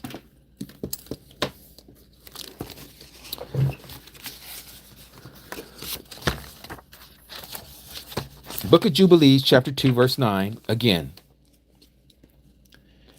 And Yahuwah appointed the sun to be a great sign on the earth for days, for Sabbaths, and for months, and for feasts, and for years, and for Sabbath of years, and for jubilees, and for seasons of years. And what did I say earlier? You must understand this verse 9, chapter 2 of the book of Jubilees, for you to understand this calendar. Without understanding this crucial point, all of what I'm saying to you is just going to go over your head because you're going to continue to think about the Babylonian system, or you're going to think about following the lunar calendar, or you're thinking about your Gregorian calendar because you don't want to upset your boss because you're working from Monday to Friday because you're on the Babylonian system of keeping time. You're not on Abba Yahuwah's system of keeping time. And all you have to do is just go back and just do a little history on the Gregorian calendar. If you go back and look at it, and I'm going to do it for you because some of you just won't do the studying yourself, won't do the research yourself. You want somebody else to force feed you. Well, today I'm going to force feed you. And I hope you get full. I hope you learn. I hope that you're going to take it in and you're going to let it germinate in your stomach, and it's going to bring forth fruit unto Abba Yahuwah. So again, it is the sun that is appointed for our days. It is the sun that tells you when the Sabbath is. It is the sun that tells you when a month begins and when it ends. It's the sun that tells you when you are to do your appointed times of Leviticus chapter 23. It's the sun that does this. It's the sun that tells you when the year begins and ends. It's the sun that tells you of the 7 years. It's the sun that tells you the 50 years of Jubilee of years. And it's the sun that dictates when the season goes from spring to summer and summer to fall and fall to winter and winter back to spring. It's the sun that does all this, not the moon, not the stars. It is the sun. This is so crucial to understand the calendar. Because if you don't understand how the sun is used, as simple as it is as we're reading this, and many of you can attest to this, there are people who will still argue. You can go into some of these rooms right now on TikTok where they're probably discussing about a calendar, and you'll see some people that talk about how you're supposed to follow the phases of the moon. And you show them this and out of the book of Jubilees, and they'll say, oh, no, that's been changed. You don't understand what you're reading. That's the lying pens of the scribes. Everything's the lying pens of the scribes when it doesn't follow your narrative, when it doesn't go along with what you understand. This hasn't been changed. In the Ethiopian Bible, same book, same words, translated the same way. The Dead Sea Scrolls, when they found the book of Jubilees there, which is older, predates the book of Enoch, the Bible, the Ethiopian Bible, by 600, maybe 700 years, even up to 1,000, some people say. Still the same words. Still saying the same thing. Saying how the sun has been appointed for days and for Sabbaths and for months and for feasts and for years. Nothing has changed. What has changed is our doctrine. What has changed is the information that has been given to us. What has been changed is what has been hidden from us that they didn't want us to see. They kept it from our sight because they knew books like Enoch and Jubilees is going to expose the Catholic Church with their false calendar. And that's what it's doing for some of you right now. Some of you are realizing, wow, the Roman Catholic Church then did it again. Yes, they did. That's why she has many daughters. All of you Protestants out there, if you're still keeping the Sunday, Monday, Tuesday, Wednesday, Thursday, Friday, Saturday calendar, you're keeping January to December calendar, you're under the spell of the Roman Catholic Church. When I say you're keeping it, I'm not talking about because you go to work and you have a Monday to Friday schedule. That's not what I'm talking about. I'm talking about when you have it in your mind that the Sabbath is on a Saturday. Are you not spellbound? Are you not prideful? Are you not being a rebel? If you're hearing what I'm sharing with you and you're seeing what I'm trying to show you here, what it talks about, and we're talking about the Sabbath right now, okay? How can one find the Sabbath and you think it's connected to Saturday? And then I ask you the question, how is Saturday connected to the sun? How do you know that today is the Sabbath and you say that it is Saturday, it's the Sabbath? How do you connect that to the sun? The S-U-N. And every last one of you say, I don't know. Because it's not connected.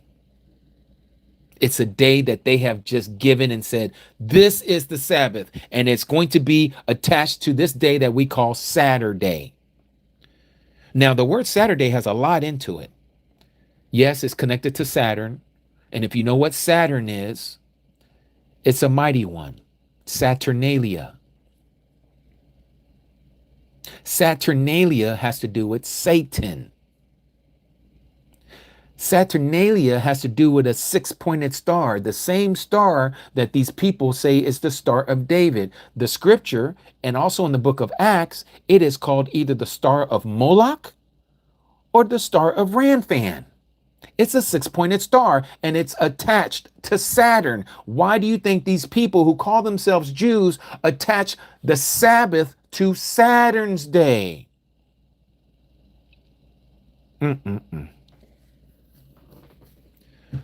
We're supposed to be in a so-called Judeo-Christian society, right? We're supposed to be attached to a country that they say is a Judeo-Christian country, right?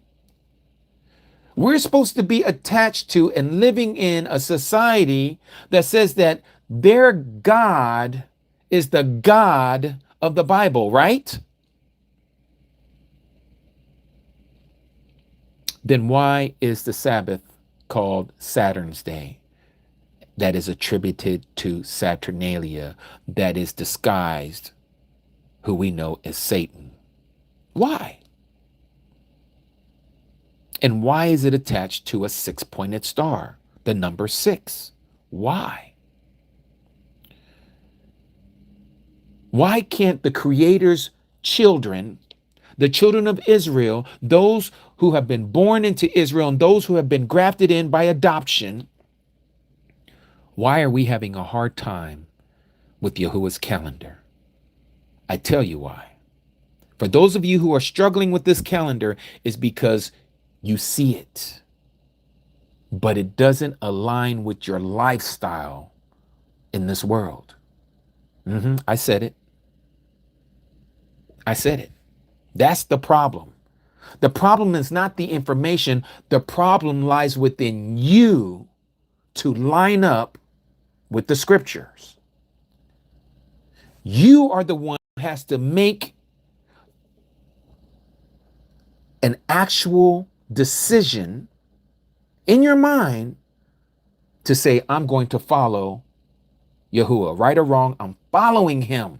Regardless of what the society says, regardless of what Babylonian says about the week, or regardless of what they say is the beginning of the week, regardless of what they say is the work week, I'm not following that. I'm following Yahuwah.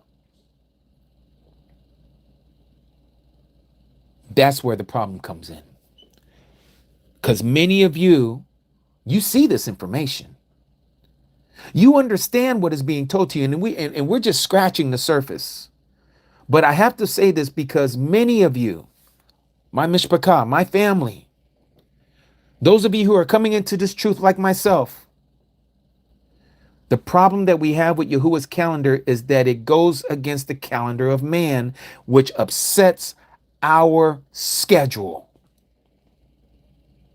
Like today, first day of the Roman calendar week. The Roman calendar says today is the first work day of the work week.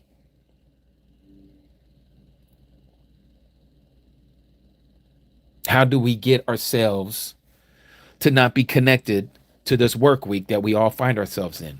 As I have shared this with many of you before, many of you are slaves to the system. What do I mean by that? You work for the system. You are an employee. A few of us are self-employed. If you are self-employed, you have freed yourself from the system.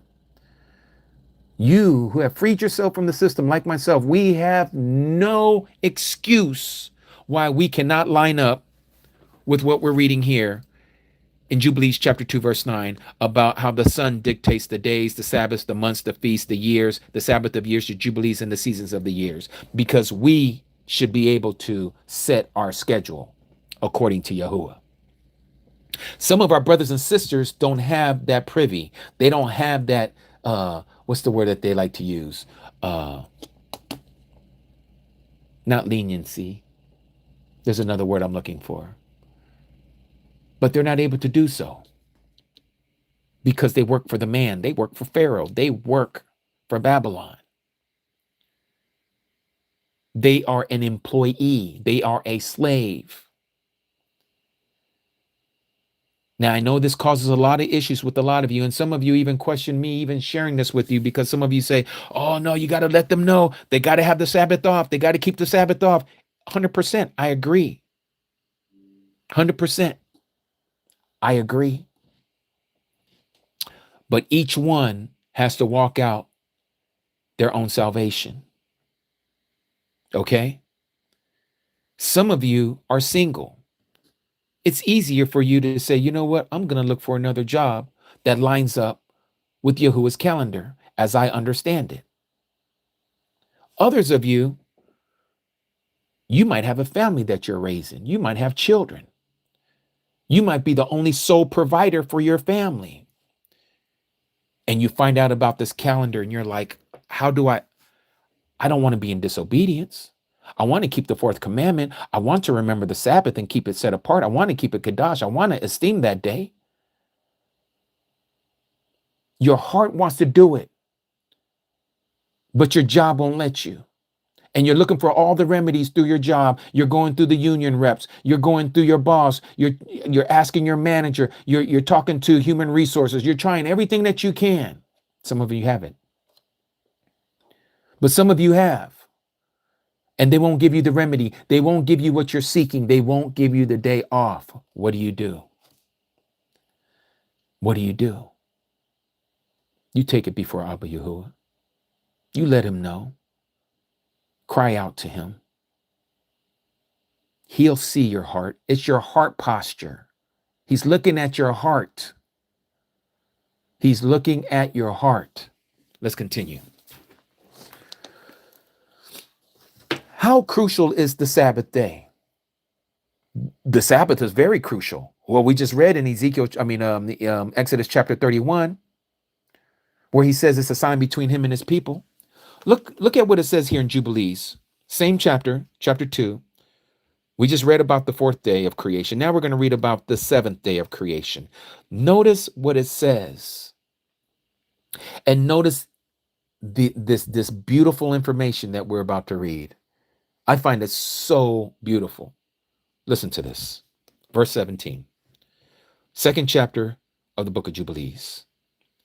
And he, the creator, Yahuwah, gave us a great sign, the Sabbath day, that we should work 6 days, but keep Sabbath on the seventh day from all work.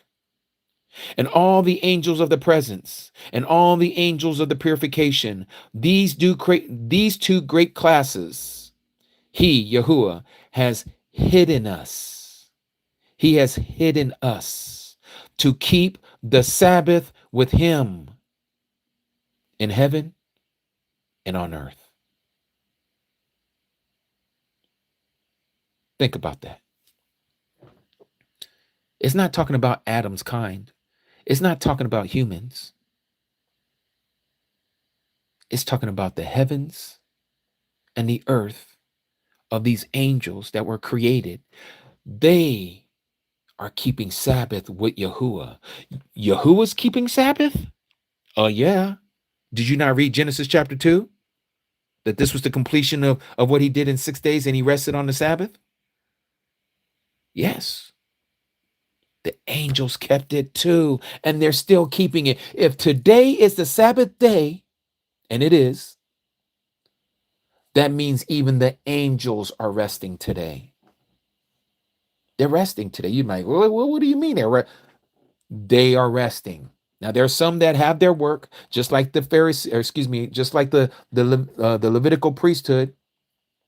They had their work that they needed to do within the tabernacle. And even when the temple was set up, what did the Levitical priest have to do? They have to continue to offer up offerings. They have to remove the showbread and bake new showbread and place it back up on the table. So there was work for them to do even on the Sabbath. The angels, same manner. There are some angels that don't have to work, and there are some angels that have to continue to perform service before Abba Yahuwah, before his throne.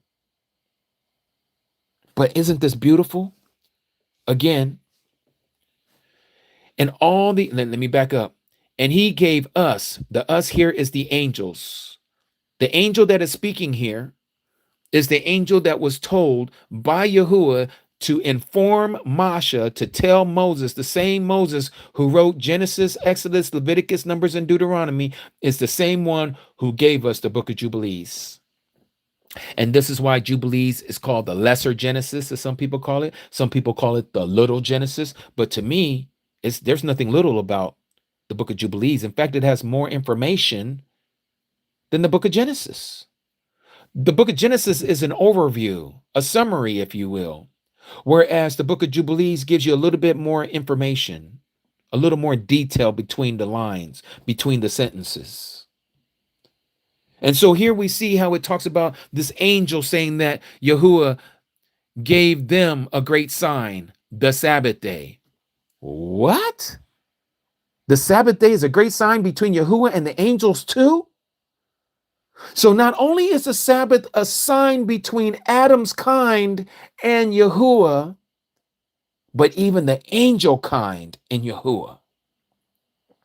So that means that the angels are also keeping Torah to this very day.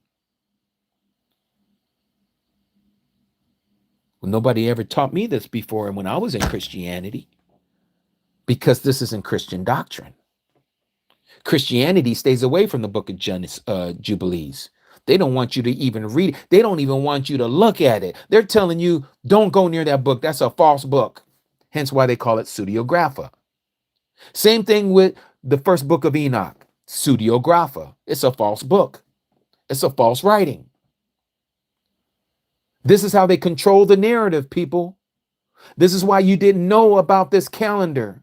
This is why none of us knew about this calendar until now. Why? Because we're part of the Great Awakening. You are to count it a Baruch, a blessing, a barakah, to hear this information right now, in this time, in this day, in this hour, because Abba Yahuwah is preparing himself a people who are going to become priests and kings in their own right, who are subjected to the Bane, to the Son, Yahusha, the Messiah. Don't you understand that every priest, when you read the Old Testament, the Levitical priesthood, they all had to know the calendar. They had to know it.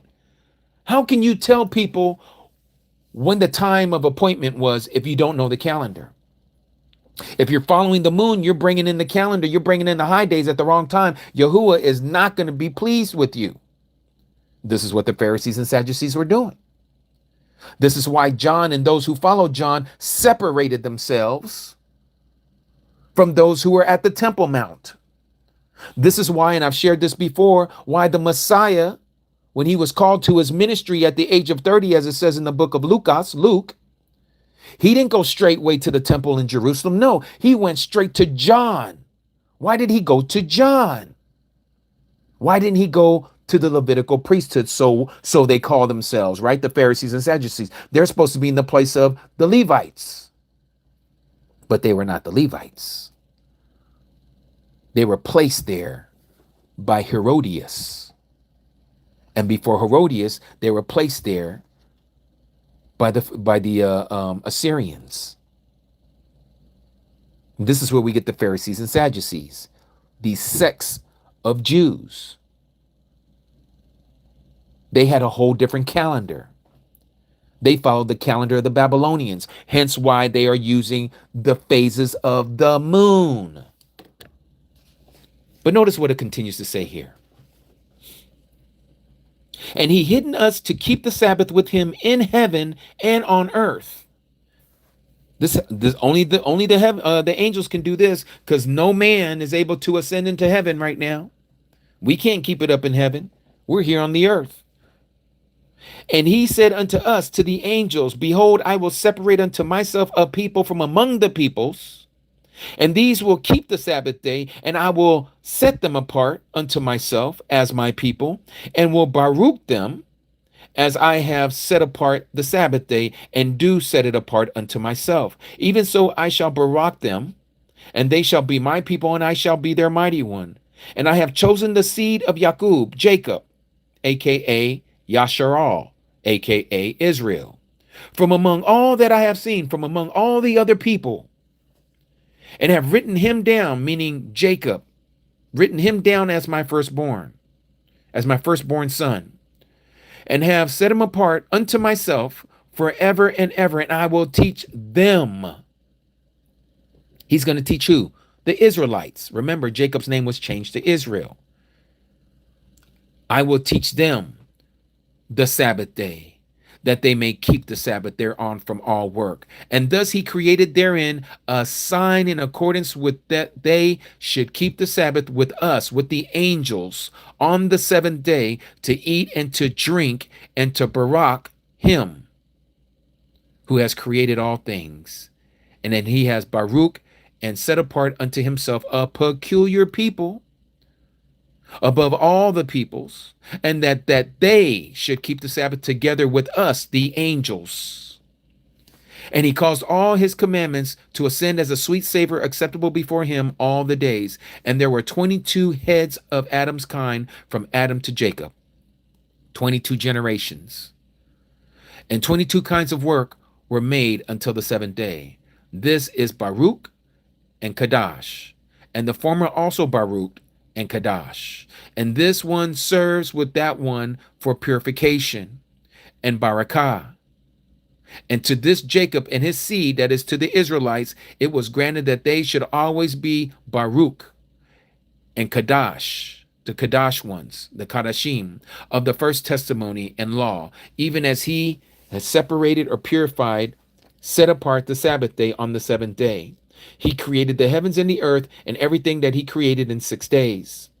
And Alua Elohim, the mighty of mighty ones, made the seventh day. Notice that he made the seventh day set apart. Let's stop there for a second. Why are we told that Yahuwah made the seventh day? How can you make a day? Think about it for a second. How can one make a day? Well, the Catholics did it. What are you talking about, the Catholics? Yeah, the Catholics made a day when it wasn't a day. They said that the Sabbath is on Saturn Day. Saturn Day is not a day that Yahuwah has created. It is an institution of man. Man has made that day unto himself. Where did he get it from? He got it from Satan. This was already prophesied in the book of Daniel. Let me show you this. Daniel chapter 7. Let's go there. Daniel chapter 7 says this. And it's talking about a kingdom that was going to do this. Verse 25. And it speaks words against the Most High. Who's the it? This is the false Messiah, the Antichrist, as extions like to call it. Excuse me. And it, that is the anti-Messiah, speaks words against the Most High, and it wears out the set apart ones. It wears out the Kadashim, the saints, the Talmudim of the Most High, and it intends to change the appointed times and law. And they are given into his hand for a time, times, and half a time. This has already occurred, and yet it's going to happen again. What am I saying? As we know, Abba Yahuwah's scripture seems to repeat itself, but there's always an actual interpretation of the prophecy as it was given, why it was given, and what would be the transpiring of that prophecy to be given. What am I saying? What I'm saying is yes, even though this has already occurred once, it's going to happen or occur again. Times and seasons have already changed. This is why we have this calendar. We have this Gregorian calendar. If you read the book of Daniel, chapter 7, it tells you about this fourth kingdom. And we know this fourth kingdom to be Rome. It was the Roman Empire that gave us the Gregorian calendar. I've already said that earlier.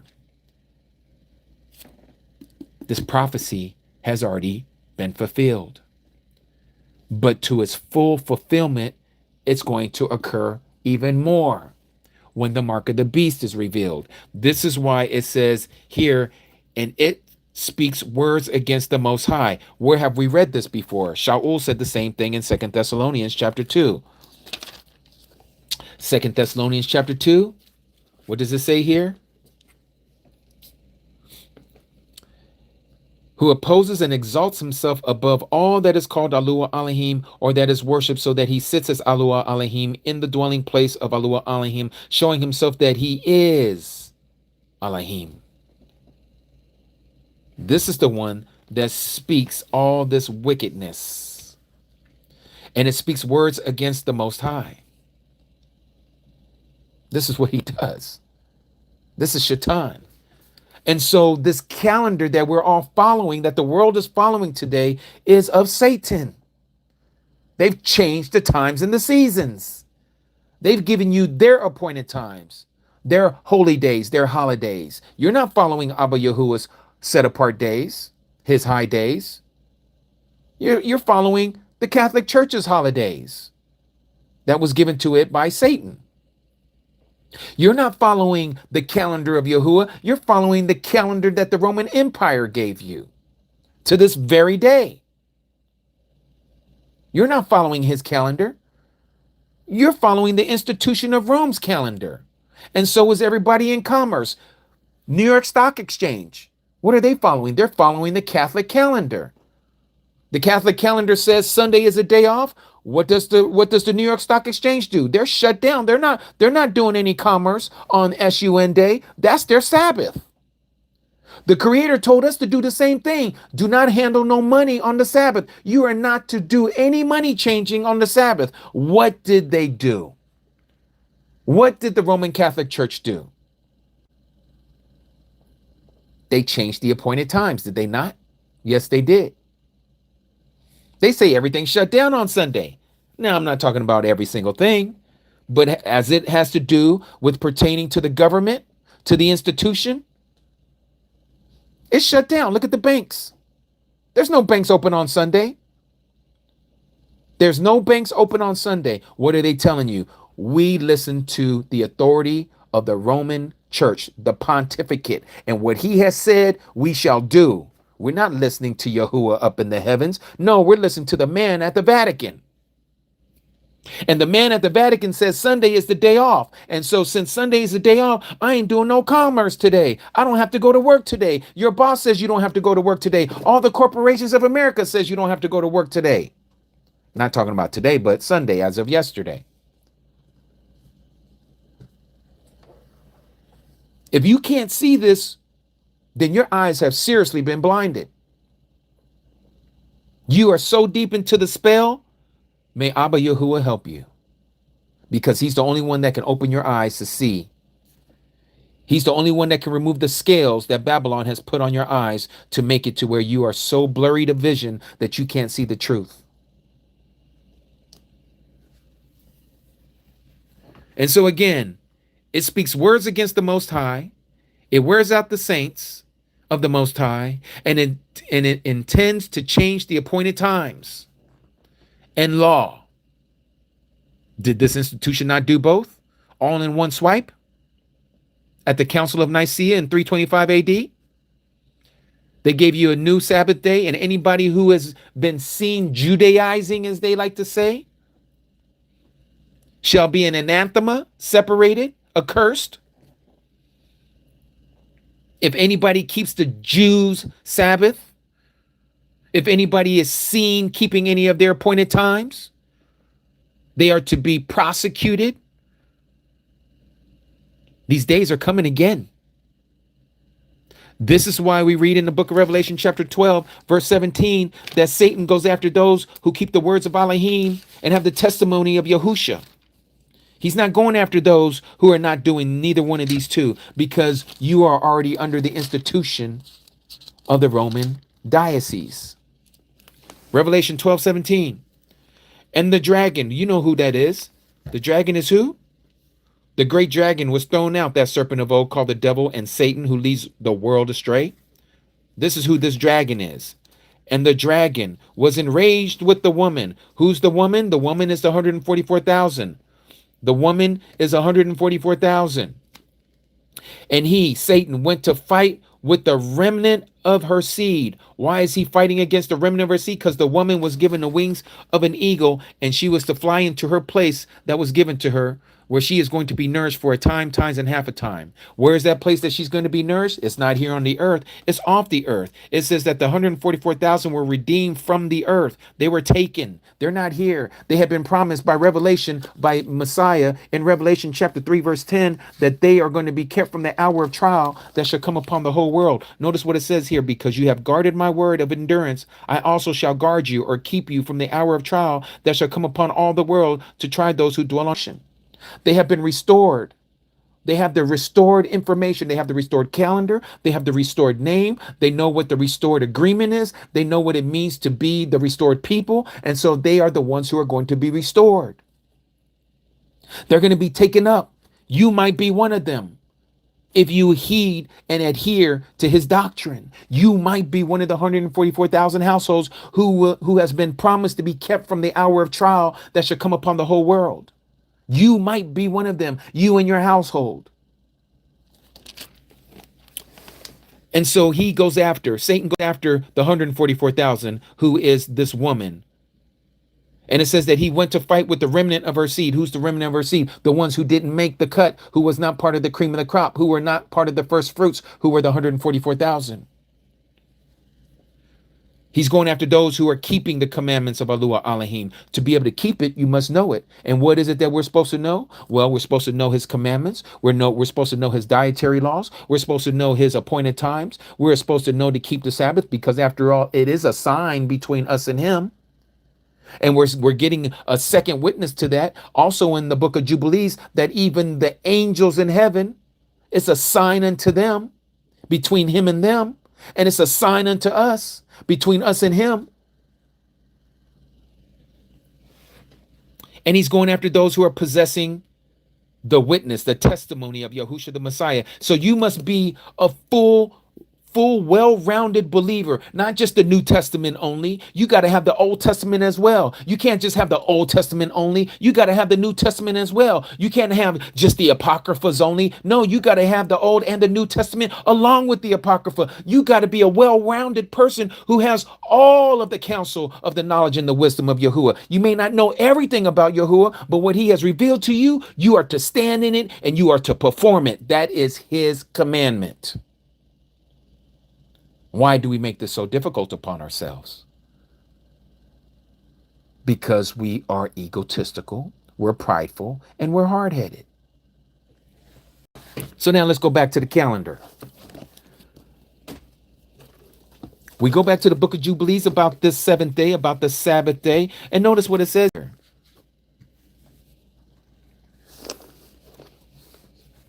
Verse 25. And he created heaven and earth and everything that he created in 6 days. And Elohim Elohim made the seventh day set apart for all his works. Therefore, he commanded on its behalf that whoever does any work thereon shall die. Isn't that what we read in Exodus chapter 31? Anybody who is caught working on a Sabbath, he shall be cut off from his people.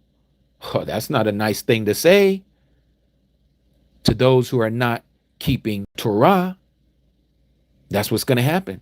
You don't keep the Torah, you're separated.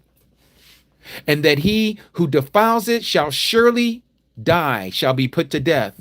For that reason, do you, or to say, for this reason, Masha, command the children of Yasharal to observe this day, that they may keep it set apart, and do no work at all thereon, and not to defile it. For it is more set apart than all the other days. It is more set apart than all the other days. And whoever profanes it shall surely be put to death. That is the lake of fire.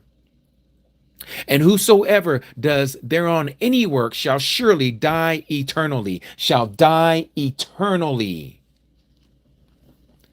That the children of Yasharal may observe this day throughout their generations and not be rooted out of the land, for it is a set apart day and a Baruch day. And everyone who observes it and keeps the Sabbath thereon from all his work will be set apart and Baruch throughout all the days, like unto us, the angels. Declare and say to the children of Yasharal the law of this day, both that they should keep the Sabbath thereon, and that they should not forsake it in the error of their hearts. In the error of their hearts. Let me bring back what I had just shared with you earlier in Ezekiel, so we do not forget, so we do not err in our hearts. Ezekiel, let's go back here to chapter 22. Remember what we just read here, starting at verse 26. And her priests, this is again Ezekiel chapter 22, verse 26. Her priests have done violence to my teaching, and they profane my set apart matters. They have not distinguished between the set apart and the profane, nor have they made known the difference between the unclean and the clean. And they have hidden their eyes from my Sabbaths, and I am profaned in their midst. They have hidden their eyes. That means that they have purposely looked away from keeping the Sabbath. They purposely looked away from keeping the Sabbath. Again, declare and say to the children of Yasharal the law of this day, both that they should keep the Sabbath thereon, and that they should not forsake it in the error of their hearts.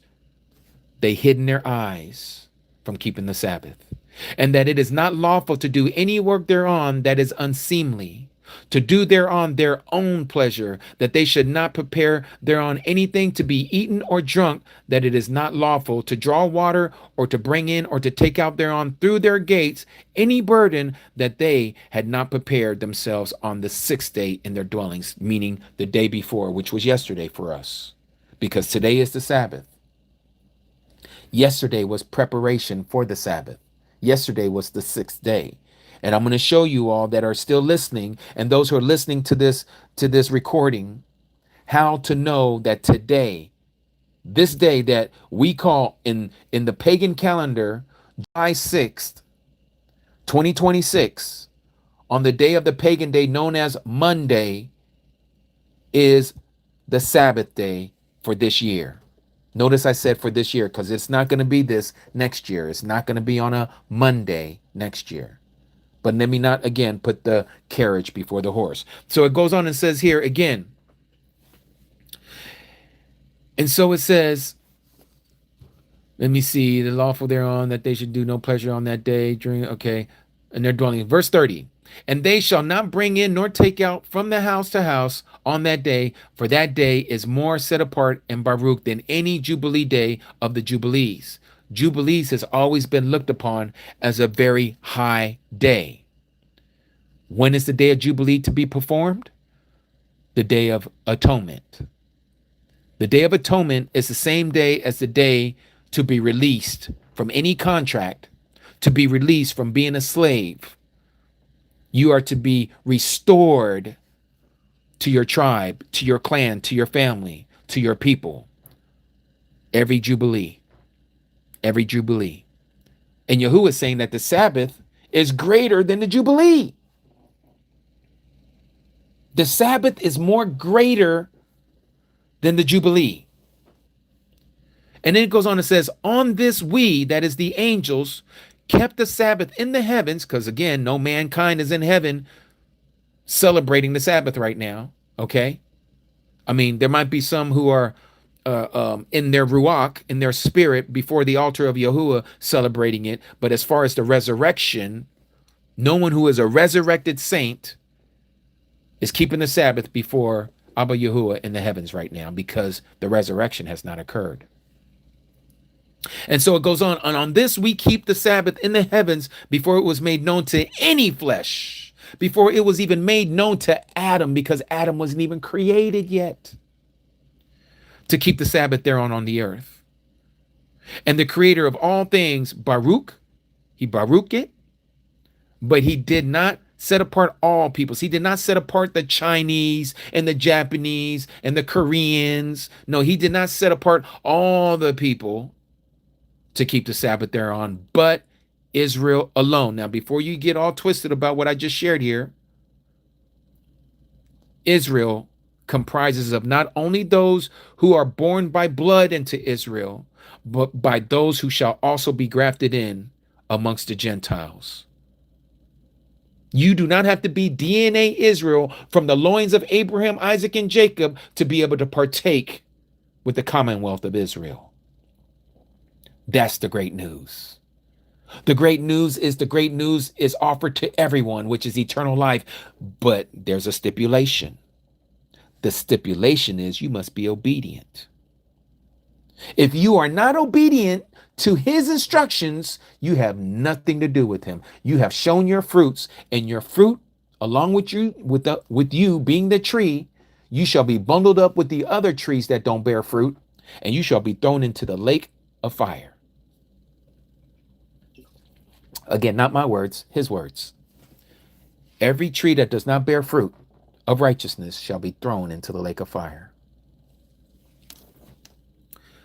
Notice what is being said here, people.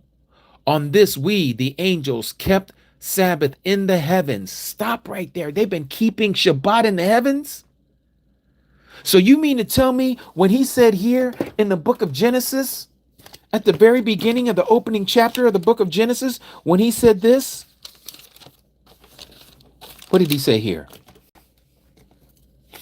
And Alua Elohim said in the third verse, let light come to be, and light came to be. Your translation may say, and let there be light.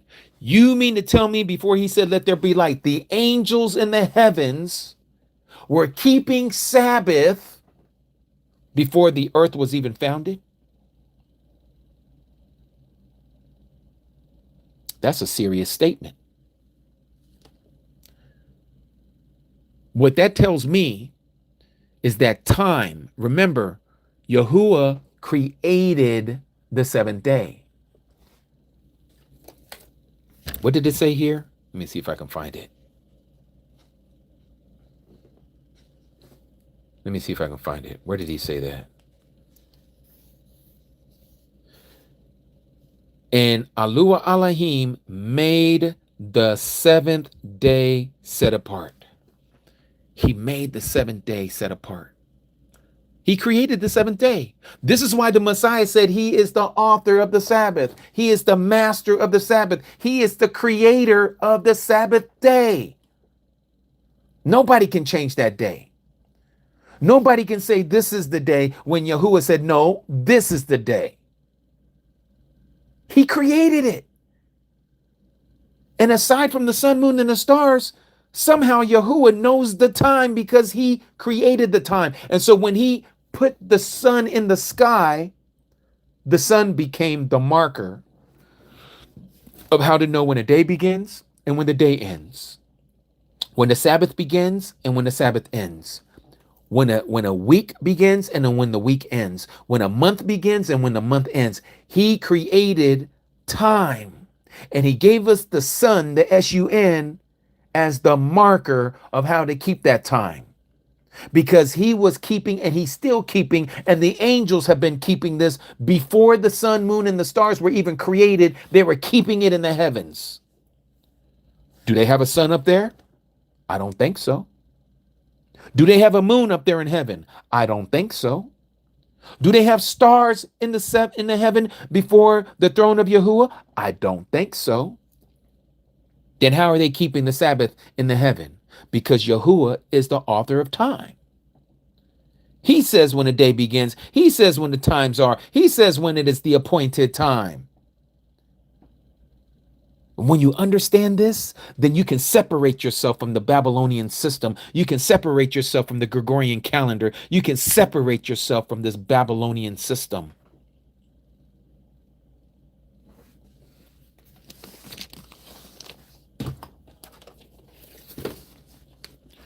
So he says here in verse 31 of Jubilees, chapter 2, and the creator of all things Baruched it. Baruch what? The Sabbath day. But he did not set apart all peoples and nations to keep the Sabbath thereon, but Yasharal alone. Them alone he permitted to eat and drink and to keep the Sabbath thereon on the earth. And the creator of all things Baruch this day that he had created. Notice that he had created. He created it for a barakah and for a purification and an esteem above all the days. Above all the days. This law and testimony was given to the children of Yasharal as a law forever until their generations. It's a law forever. It's a law forever. It didn't stop at the so-called pagan cross, the cross. The Messiah didn't say that the law of the Sabbath has been done away with. Nowhere does he teach that. Nowhere does Paul teach that. Let me show you something. Even after Paul's so-called conversion, let's go to the book of Acts. I want you to see, even after Paul's conversion, okay, he kept the Sabbath. He kept the Sabbath. Let me see here. Is this the one? Acts chapter 13,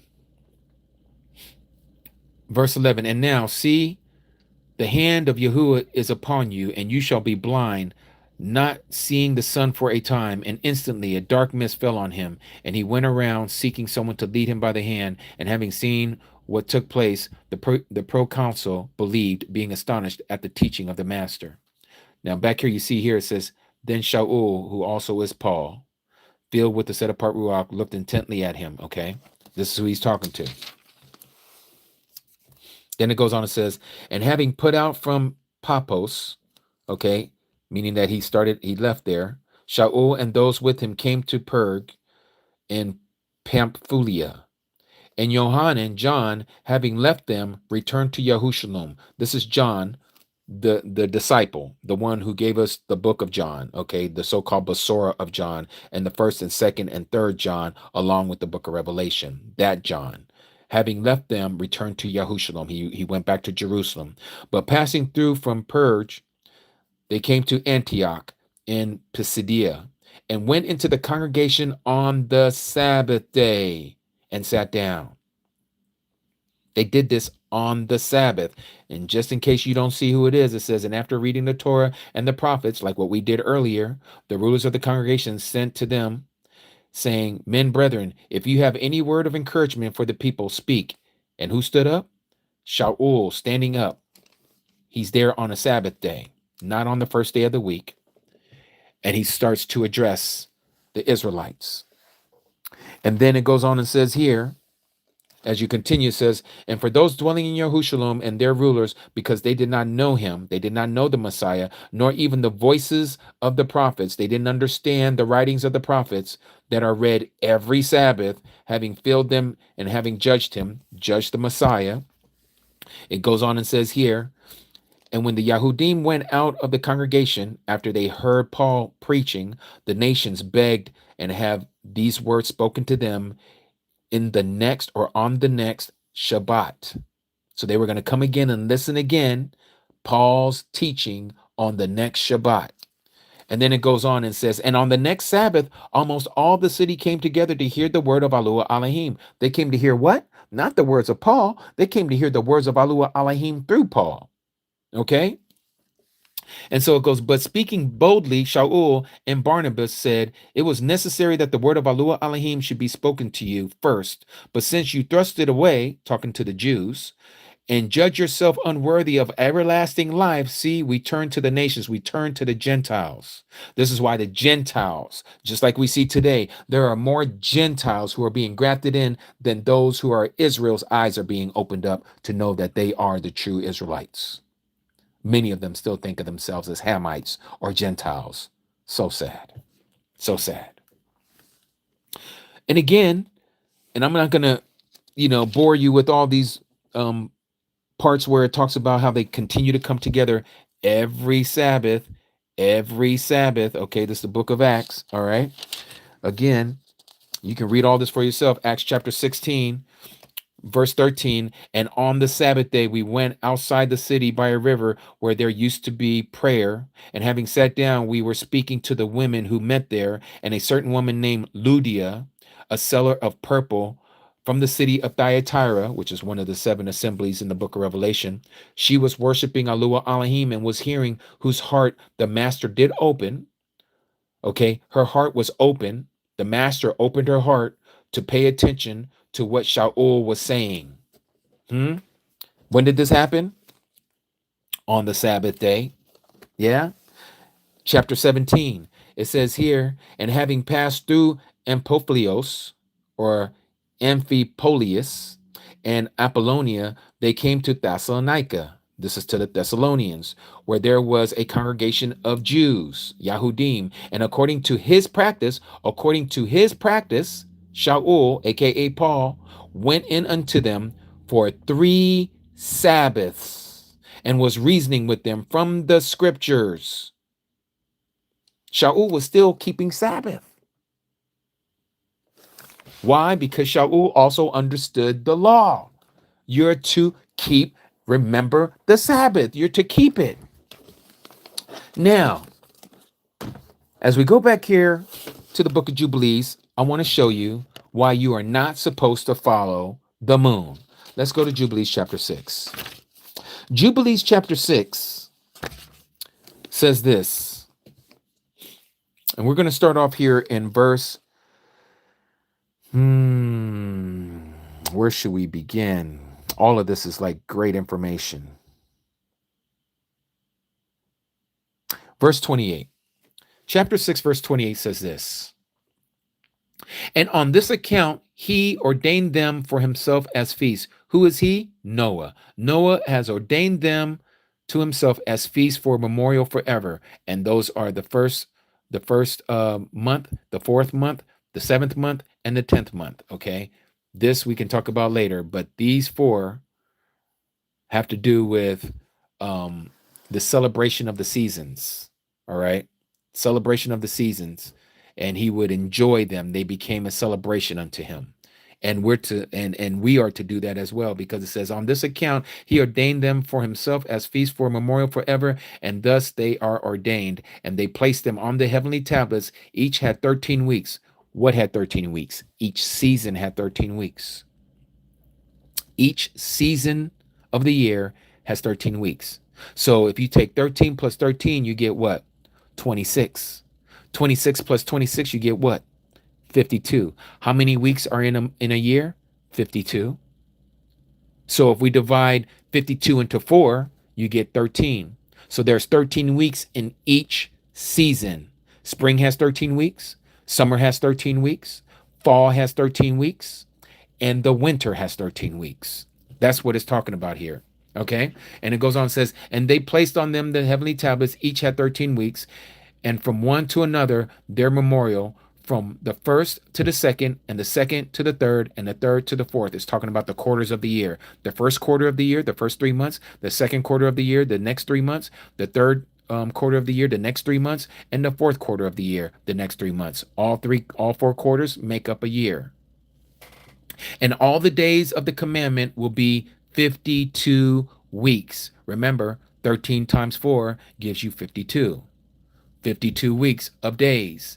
And these will make the entire year complete. So if you multiply 52 times 7, you get 364. Not 365 and a quarter. You get 364. Okay. Remember, everything that Abba Yahuwah does is perfection, is completion. There's 7 days in a week. Yeah. And then there's going to be 52 sevens in a year. This is why we follow 364 days and not 365 and a quarter. That 365 and a quarter, I'm going to show you where that is to be placed. And we find that in the book of Enoch.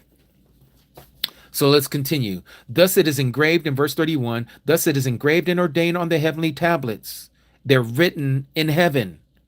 You can't change what's written in heaven. It's in heaven. No man can get up there. Not even Satan himself can change the calendar. It's written on the heavenly tablets. And there is no neglecting this commandment for a single year.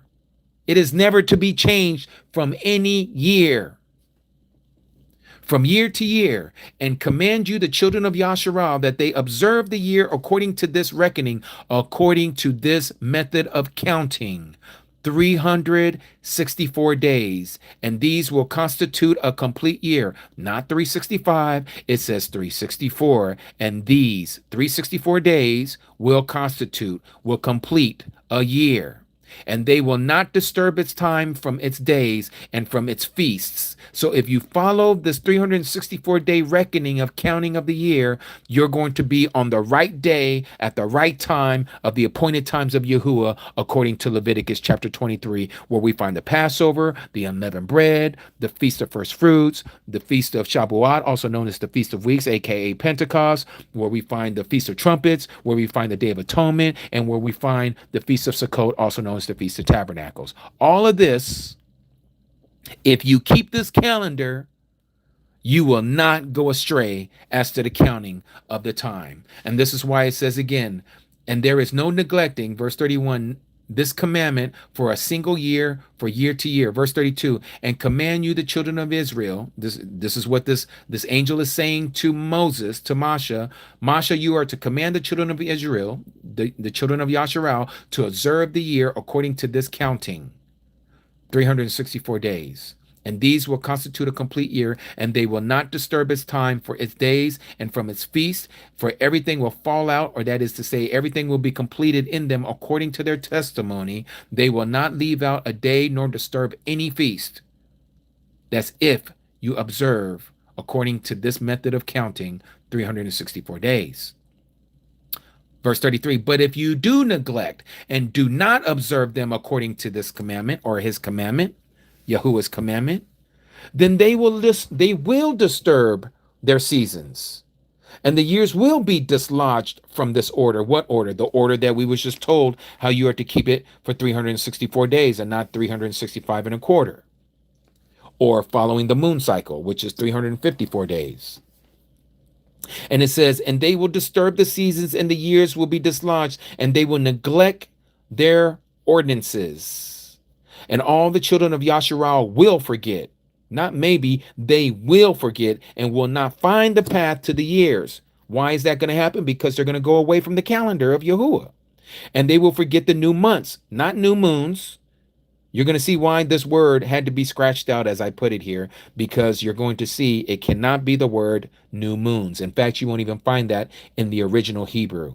It doesn't say Rosh Yurak. It says Rosh Kadash. Rosh Yurak would be new moon. We don't find those two words anywhere together in the Hebrew writings. What we do find is Rosh Kadash, and Rosh Kadash is not new moon. It is the new beginnings or new months.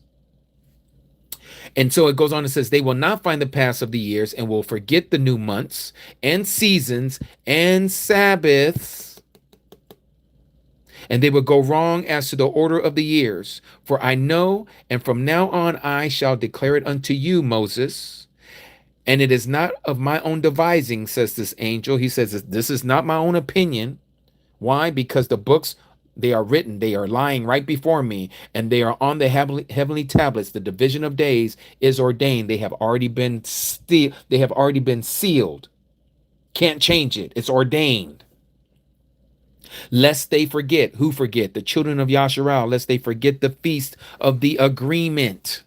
Leviticus chapter 23. And walk according to the feasts like Christmas, Easter, New Year's Day, 4th of July, Thanksgiving, Halloween, all of the stuff that you are all following according to the commerce of Babylon, which is connected to the Gregorian calendar of Rome.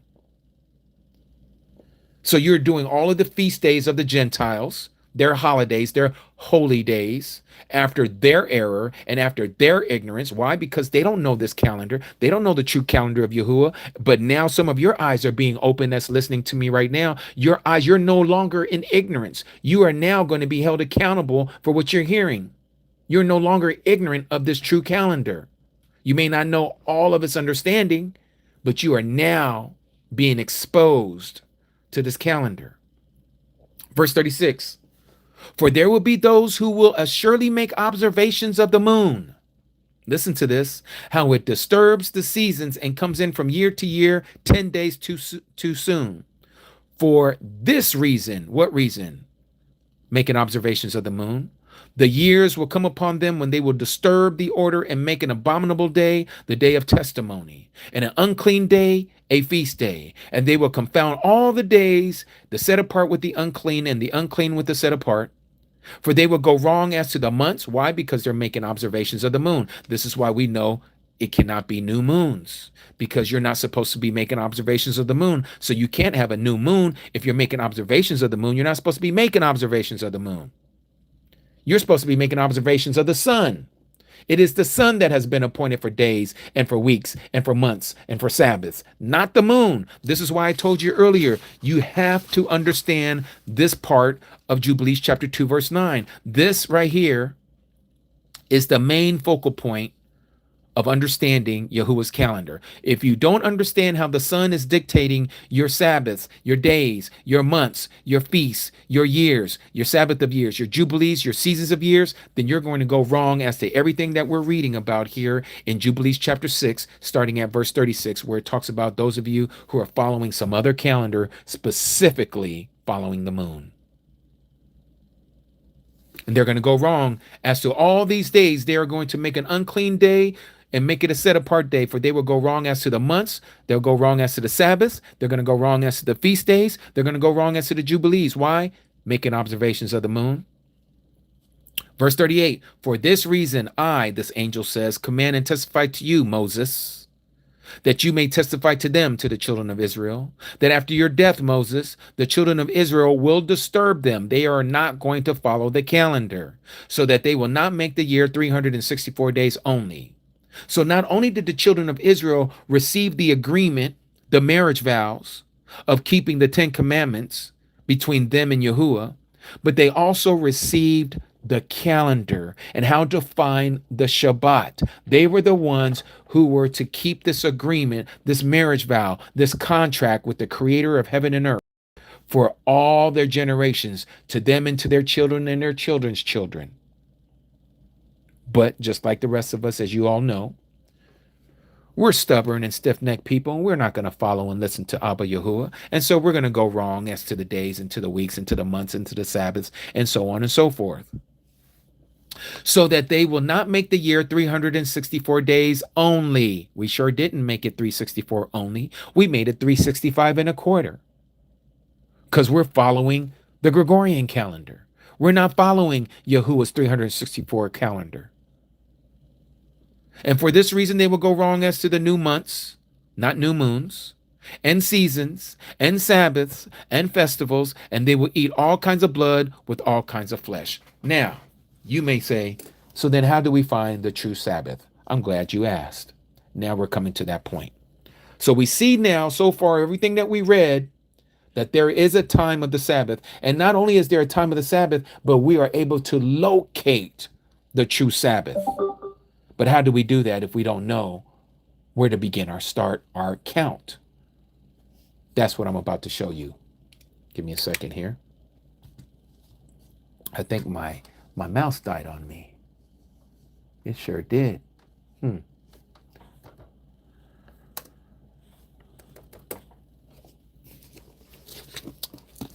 All right, so now I'm going to show you how do we find the very first day of the year. This is how you find the Sabbath. Without knowing the first day of the year, you will not know how to locate the Sabbath. Remember, we were told in Jubilees chapter 2, verse 9, that Yahuwah appointed the sun for the year. But not only the year, for days, for weeks, for Sabbath, right? But we got to locate the beginning of the year to be able to locate the first Sabbath. You got to know the first day of the year. According to the Gregorian calendar, the first day of the year is January 1st. That's not Yahuwah's first day of the year. Let's go to Exodus chapter 12. Exodus chapter 12, we're told this.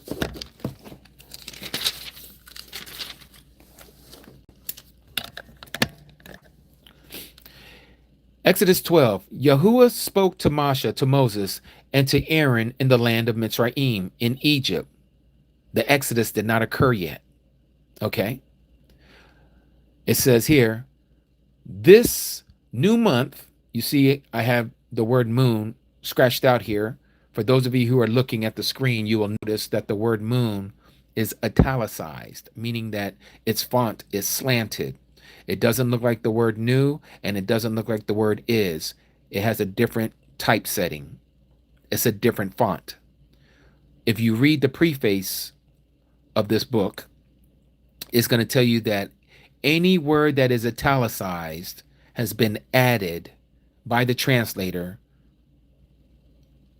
for verification or to say for better understanding of what is being said or being translated. Well, here they cause confusion by bringing the word moon into the text because they should have just left it out. They should have just had here, this new month is the beginning, or this first month is the beginning of months for you. It is the first month of the year for you. So right here, we're getting a clue that Moses is being told the beginning of the year. And it talks about here, speak to all the congregation of Yasharal, saying, on the 10th day of this month, each one of them is to take for himself a lamb according to the house of his father, a lamb for a household. If we go down here, it says, and you shall keep it until the 14th day of the same month. Then all the assembly of the congregation of Yasharal shall slay it at the evening or between the evenings. And they shall take some of the blood and put it on the two doorposts and on the lintel of the houses where they eat it. So this we know is the Passover. When does the Passover occur? In spring. So how do we know when the first day of the year is? When it says that the 14th day is the Passover, that you are to slaughter this lamb and to put its blood on the lintel and the doorpost. How do we go back 14 days to find the beginning of the year?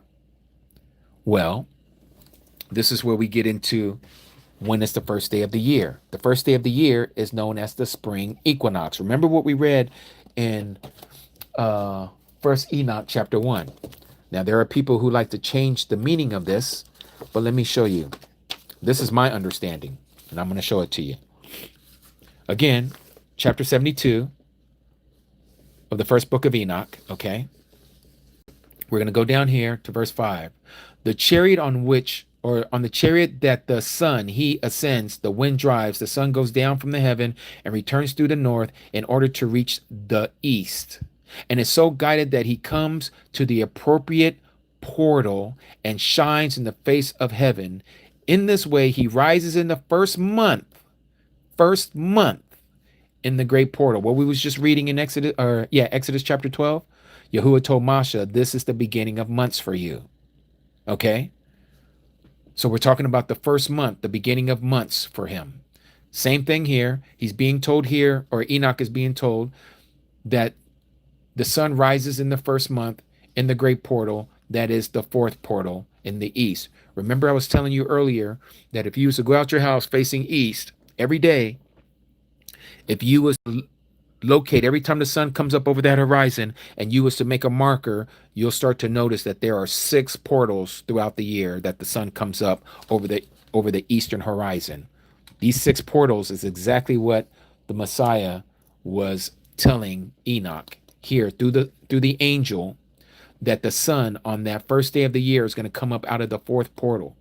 That fourth portal, if you're looking east, it's going to look like it's in the middle of the horizon. Like if you was looking due east, it's going to be coming straight at you. The sun, when it's coming up over that horizon, is going to be looking at you dead in your face as you're looking at the sun rising in that fourth portal. If you was to make a marker there, the very next year, that sun is going to make that mark again. That's that great sign where the sun is coming up. When does that happen? It happens in what we call, in the modern verbiage, spring equinox. Enoch doesn't call it spring equinox here.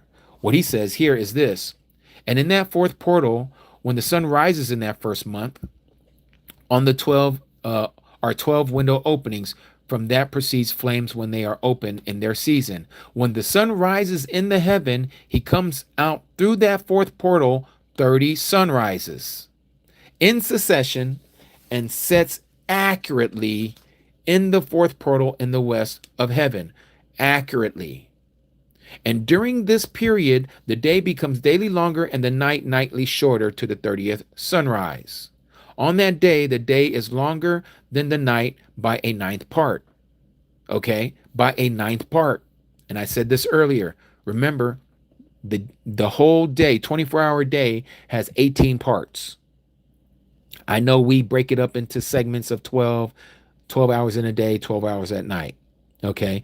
But what we're talking about is Yahuwah has told Enoch by the hand of a messenger, by the hand of an angel, that the day is segmented into 18 parts. The day portion and the night portion equals to 18 parts. All right? The sun on this first day of the year is going to be equal to that of the night. So that means that there's going to be 9 parts of the day and there's going to be 9 parts of the night. But when does this begin? You have to go all the way here to the very last day of the year in chapter 72 here. And remember what it says. Verse 31. And on that day, the sun rises from the portal and sets in the west and returns to the east and rises in the third portal. Notice it's rising in the third portal. It has not started the beginning of the year yet, because to start in the beginning of the year, it must come up in the fourth portal. Remember, that's what it says here. It says what? In this way, he rises in the first month in that great portal, that is the fourth portal. And in that fourth portal, that the sun rises in the first month. And it says down here, when the sun rises in the heaven, he comes out through that fourth portal 30 sunrises, 30 mornings. All right. Again, if we go back here to the very end of the year, because this attaches, is going back around to the first of the year, which is here. So to know the end of the year, to see the beginning of the year, you got to read the end of the year to see how it's coming back around. And so it says here in verse 31, and on that day the sun rises in that portal and sets in the west and returns to the east and rises in the third portal for 31 sunrises and sets in the west of heaven. On that day the night decreases and amounts to 9 parts. The night decreases because it was 10 parts earlier. The night amounts to 10 parts and the day is 8 parts. All right. But now, on account of its sign, the 31st morning, it is now on that night, it decreases. Now it's to 9 parts again. Remember, how many parts are in a day? 18. So now the night is equal to the day. And the year is exactly as its days, 364. This is the last day of the year when it's coming back around, that 31st day, okay? That 31st day, that's the last day of the year on account of its sign. But the very next day is the actual spring equinox. That is the sign. That 31st day is not when the sign occurs. It's the 31st day is there because on account of its sign. The very next day when that sun rises, there's the sign. But the evening is, or that night is when the 31st day is completed, because it's done in the third portal and is about to rise up in the fourth portal. And it's going to rise up in that fourth portal 30 sunrises, as it says at the very beginning of chapter 72. I hope you guys are listening and understanding this. Let me turn on the chat to see if you guys are still with me. Does it make sense what I'm sharing with you about the very last day of the year, how it comes back around to the first day of the year? Again, we see here that the day and the night are now 9 parts. So the day is 9 parts and the night is 9 parts, equal day to year or day to day. The day and the night are equal, and the year is exactly as his days, 364. Khan. All right. So I see many of you are paying attention. I didn't put you all to sleep. Hallelujah, who for that. We got about another 25 minutes to go before we're done with this. I'm hoping that I can keep all of this in a 3-hour segment. So again, this is how we know that the spring equinox is the beginning of the year. We have something to back it up. Let every word be established by 2 or 3 witnesses. Now let's go to the Dead Sea Scrolls. This is another book that is not accepted in Christian circles. Oh, they talk about it. Oh, the Dead Sea Scrolls, and this Bedouin boy threw a rock into the cave and to scare out his little sheep, and the sheep came out, and the shepherd boy went and got his sheep, but he heard this crackling in the cave, and there was a whole bunch of potteries in there, and realized that there were scrolls inside these potteries, and this is where we get the Dead Sea Scrolls. The Dead Sea Scrolls, and this is just my opinion. Let me clarify this. This is just my opinion. I believe the Dead Sea Scrolls were placed in these caves by the Dead Sea by John the Baptist and his followers.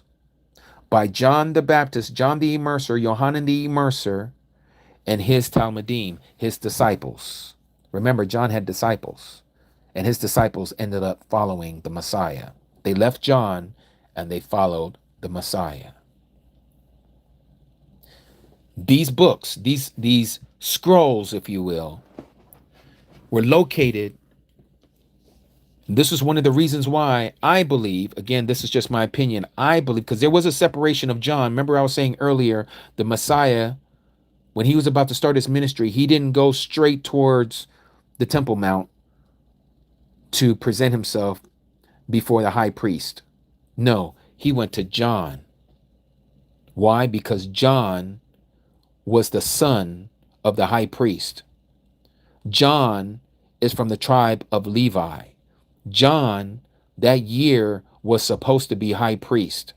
This is why the Messiah went to John to be anointed by him through the act of immersion. That's why he didn't go and present himself to the Pharisees and Sadducees, because they were not a legitimate priesthood. They were put there by Herodias. So, Dead Sea Scrolls. Let's see how it shows us that the beginning of the year is the spring equinox. So we're going to go to 4Q400 as soon as I find it. And here it is. 4Q400 fragment. Okay, so this is the fragment number. Fragment number 4Q400. Why is it called a fragment? Fragment because those scrolls were so old. If you ever look up an image of the Dead Sea Scrolls, you'll see pictures of it. And when they unraveled the scrolls, it broke up like puzzle pieces. Some of it was lost to it was just gone. As soon as they opened it up, it obliterated, right? Pieces just like disintegrated. But there were certain parts of the parchment that was still readable. They became fragments. And so they numbered those fragments. And the fragment numbers we have, this one is called 4Q400. And this is what it says at the opening of this 4Q400 fragment. It says, to the Master, Song of the Holocaust of the first Sabbath on the what? 4th of the first month. It's telling us that they said that the very first Sabbath of the year is the 4th day of the month. Notice what it says here. The first Sabbath on the 4th of the first month. So now many of you probably don't know this, but we have a calendar that's available to those of you that are interested, but I want to show you what it's talking about here about this calendar. So let me hold on 1 second. Let me bring it up here. Give me a second here. Bring up the calendar. All right. Okay, so that's the second month. Okay, here's the first month. All right. Aki Lester, this one is page 330 in this book that I have. Okay, for 4Q400. And again, it's talking about the first Sabbath of the first month. It occurs on the 4th day of the first month. So I'm going to show you our calendar. All right. This calendar is based upon everything that I have presented to you from Enoch chapter 72, from the first book of Enoch, to the book of Jubilees chapter 2 and chapter 6, and now this fragment number out of the Dead Sea Scrolls 4Q400. Now remember, it said that the first Sabbath of the year is on the 4th day of the first month. Here you can see Kadash 1, Hebrew meaning first month, month 1. You see there, faded is the number 4, number 3, number 2, number 1. Just so you can see, here's the 5th, 6th, 7th, 8th, 9th, 10th. Okay, the 4th is right here. Notice that this column is called the Sabbath, Shabbat. So this whole column is going to be the Shabbat. Here is the first day of the year. Okay, but I want you to notice something. You'll see in the red the pagan equivalent days. All right. So you have here Tuesday, Wednesday, Thursday, Friday, Saturday, Sunday. Now, the reason why we had to place this here so that everyone can see what is transpiring. The spring equinox. Let me blow this up so you can see. The spring equinox this year occurred on the 20th of March. All right? The spring equinox occurred on the 20th of March. The spring equinox is viewable by observation everywhere on the earth on that day when the sun rises in their local geographical location. This year, it occurred on the pagan day, Friday. March 20 fell on Friday. All right. Now, if the first day of the year is the spring equinox, by understanding what we're being told here, the first Sabbath is on the 4th of the first month. So if the first Sabbath is going to be on the 4th day after the spring equinox, 1, 2, 3, 4. This is going to be our first Sabbath of the first month. It is attached to the sun. Remember what we read in Jubilees chapter 2, verse 9, that the sun, the S-U-N, is a great sign on the earth. Those 4 great signs, the takupa, the turning of the season, happens at the very first day of spring, the very first day of summer, the very first day of fall, and the very first day of winter. So here we have the very first day of spring, which is the spring equinox. Remember, we were talking about how each season has 13 weeks. Each season has 13 weeks, okay, or 91 days. There's 91 days in 13 weeks. So if the first day is the spring equinox, we just have to count from the spring equinox, 4 days from the spring equinox. Spring equinox happened on a Friday this year. So Friday, Saturday, Sunday, Monday. That's 4 days from the spring equinox. If it occurred on Friday, then that means the Sabbath is going to occur on a Monday. Today is a Monday. Hence why we are keeping the Sabbath today, because again, the Sabbath is dictated by the S-U-N, the sun, when it comes up in the 4th portal on the first month of the first day. That happens at the spring equinox. The spring equinox is that great sign upon the earth. It's just one of 4 signs. Again, it happens in the 2 equinoxes and the 2 solstices. I hope that makes sense. And every how can I say that? Every first day of the season, 4 days later, is going to be the Sabbath. Let me show you. So here we have the spring equinox. 4 days later is the first Sabbath of the spring, right? Now let me go on to the fourth month, because remember, there's 3 months in every season. Now we go to the fourth month. The fourth month, Kadash 4, it lands on a Friday again. Just like the first day of the spring, the first day of the summer also lands on a Friday. This is the 92nd day. Okay? Remember, every season has 91 days. This is the 92nd day. It happened or occurred on June 19th, was the summer solstice. 4 days later from the summer solstice, 1, 2, 3, 4, you have your Sabbath. It occurs on a Monday. Let's go to the fall equinox, which is going to be on the 7th month. Kadash 7, here's the fall equinox. What do you know? It's going to happen this year on the 18th of September. It's going to be a Friday. 4 days after the fall equinox, 1, 2, 3, 4, it's a Monday. It's a Shabbat. Everything's still consistent. Let's go to the 10th month, which brings us into the winter. The 10th month brings us into the winter. What do you know? The first day of winter falls on a Friday. It's going to occur on the 18th of December. 4 days later from the winter solstice, 1, 2, 3, 4, it falls on a Monday, pagan Monday. It's our Sabbath. So, this is how we know when the true Sabbath is. If you know the first day of the year, then you know the Sabbath. So let's go back to the first day of the year.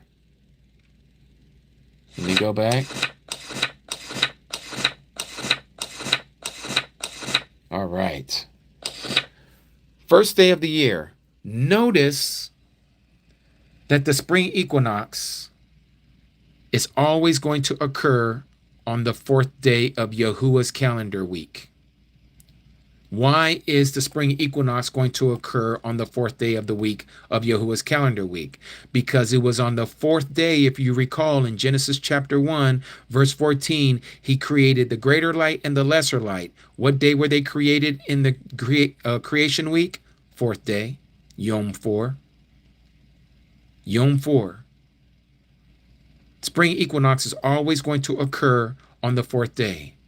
In fact, all the takupas, all the turning of the seasons is always going to occur on the 4th day of Yahuwah's calendar. It's not going to happen on the 3rd day of the week. It's not going to happen on the 5th day of the week. It's going to occur on the 4th day of the week. What are the chances that everything that has to do with the Sabbath and the location of the Sabbath has to do with the number 4? Why not the number 7? After all, the Sabbath is on the 7th day. But why is it connected to the number 4? Because Yahuwah wanted those who are seeking him to understand the connection between the Sabbath and the 4th day. Why is this? Because it's the sun, the S-U-N, that was created on the 4th day, that comes out of the 4th portal, according to the first book of Enoch, that comes out of that great portal, the 4th portal, okay, for 30 sunrises. And it's the 4th day from the 4th month, or the first month, that you receive your first Shabbat. All of these number 4s. Did you know that the 4th commandment has to also do with the Sabbath? He didn't make it the 3rd commandment. He didn't make it the 5th commandment. He made the Sabbath, to remember the Sabbath, the 4th commandment. Do you think that's by coincidence? I don't think so. This is the intricacies of our Abba Yahuwah and how he uses numbers to speak to us, to his people. He speaks to us through numbers constantly. It is not by coincidence. To be able to locate the Sabbath, you got to see how it's connected to the number 4. It's amazing. It's amazing. So now let me show you a calendar bead. So we use this to help us follow and to number our days. Okay. Let me back this out so you guys can see this. So this is how I keep track of numbering my days, and I got to update this because I haven't updated it today. I got like a whole bunch of these in the house, and we do provide these for those of you who are interested at a little nominal fee. My wife is the one who makes these, but we're not going to talk about the costs and all of that today. But if you do want one of these to help you to be able to remember how to number your days, this is a perfect tool to help you. Okay, so this is based on what we're talking about today. There are 12 months in a year, not 13. As you can see, 1, 2, 3, 4, 5, 6, 7, 8, 9, 10, 11, 12. Okay, each strand is a month. They're separated at the top here, okay, by seasons. All right, this will be the spring, this would be the summer, this would be the fall, and this would be the winter. Okay, all right. Now on this calendar bead, you'll see that there are 3 colors. You see the white all throughout. You see white beads. You see the gray beads, okay, and then you see the silver beads. All right, the silver beads are separated 7 beads in between. Those are our Sabbaths. Each silver bead that you see, these are Sabbaths. So now, the gray beads are regular days. All right, and then you have the white beads. The white beads are high days. So this one here is the Takupa, known as the spring equinox. All right, 4 days later, your first Sabbath. 7 days later, your second Sabbath. Another 7 days, another Sabbath. Another 7 days, another Sabbath. Right? The first month, remember, 30 sunrises. This is 30 days right here. All right? 30 days. The second month, what does it say? It says another 30 days in the second month. And then it says on the third month, 31 sunrises on account of its sign. So there's 31 days in this third month, but the sign doesn't occur to the very next day, which is the summer solstice. 4 days later from the summer solstice, you have your Sabbath again, but it doesn't break the count from the third month to the fourth month. Notice, because again, the very first Sabbath happens on the first month of the year. The fourth day of the year of the first month is the first Sabbath. This day, the spring equinox, occurs on the fourth day of the week, right? Fourth day of the week. This is going to happen. Fourth day of the week. This year it landed on a Friday. Saturday, Sunday, Monday. Now, every Sabbath from that spring equinox, as it is this year, is going to be on a Monday. All right? Then you count. So this is 4 days. 5, 6, 7, 8, 9, 10, 11, next Sabbath. 12, 13, 14, 15, 16, 17, 18, next Sabbath. 19, 20, 21, 22, 23, 24, 25, next Sabbath. 26, 27, 28, 29, 30. That's the first month. Okay? So from this Sabbath to the very last day, there's 5 days. Sabbath, 1, 2, 3, 4, 5. Then we start back over here at the bottom. 6, 7, Sabbath. 7 days again, Sabbath. 7 days again, Sabbath. 7 days again, Sabbath. 7 days again, Sabbath. Then we come down here to the third month. 7 days again, Sabbath. 7 days again, Sabbath. 7 days, Sabbath. 7 days, Sabbath. Now we have 3 days here at the very end of the third month, but it's 31 days. This is the 3 days here, okay? But notice here, we pick it back up now. Fourth day, fourth day. This is the summer solstice, the Takupa. Okay, fourth day, fifth day, sixth day, Sabbath. And it goes like this all the way through for 12 months, all the way to the end, and then it starts back all over again. So from here, this is the last Sabbath of the year, but you'll notice that there is a black bead.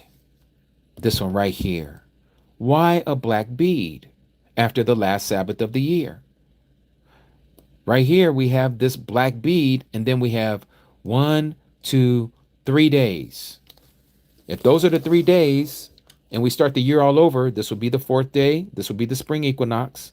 6th day, or 4th day, 5th day, 6th day, 7th day. There's the spring equinox. The first Sabbath of the year. So again, first day of creation, second day of creation, third day of creation, 4th day, 5th day, 6th day, Shabbat, right? Now, what does this black bead represent? This is the 365th day. But I thought we're only supposed to keep a 364-day count. Yes. So why the black bead? This black bead is the moment of day separation. It is starting a new creation week. This is why we have the first day, second day, and third day here at the end of the year and not at the beginning of the year. Because again, the beginning of the year begins at the spring equinox on account of its sign.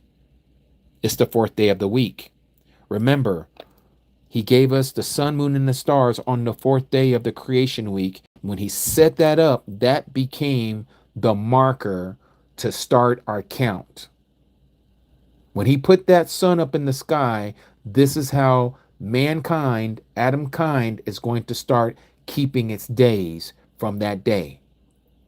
The first 3 days are here. Let there be light. Second day, separated the waters from the waters and created the firmament. Third day, he planted the trees and the plants, right? 4th day, where's the 4th day? There it is. 4th day is the spring equinox. This is when he put the sun, moon, and the stars in the sky. The 5th day, he created all the animals, or not the animals, but the fish and the birds on the 5th day. The 6th day, he created the mammals that walk on the land, the beasts of the field, and he created Adam and Yahuwah, Adam and Eve, at the end of the 6th day. And then he rested on the 7th. All right, but now let's go back here to this void day, this black day, this black bead.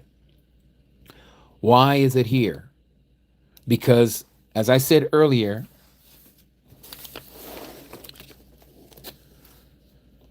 the sun cycle is 365 and a quarter. We can't get around this. This is evident. So much so that it's in the book of Enoch, and I'm about to show it to you. But we're told to only count 364 days. We're told about this 364 days over and over again. You're only to count 364 days. Remember what we read in Jubilees chapter 6? It says that it's surely counted that we're not going to keep a 364-day count only, and for this reason we're going to go wrong as to all the days and months and years and Sabbaths. Let me read that last part again. Jubilees chapter 6. What did it say here?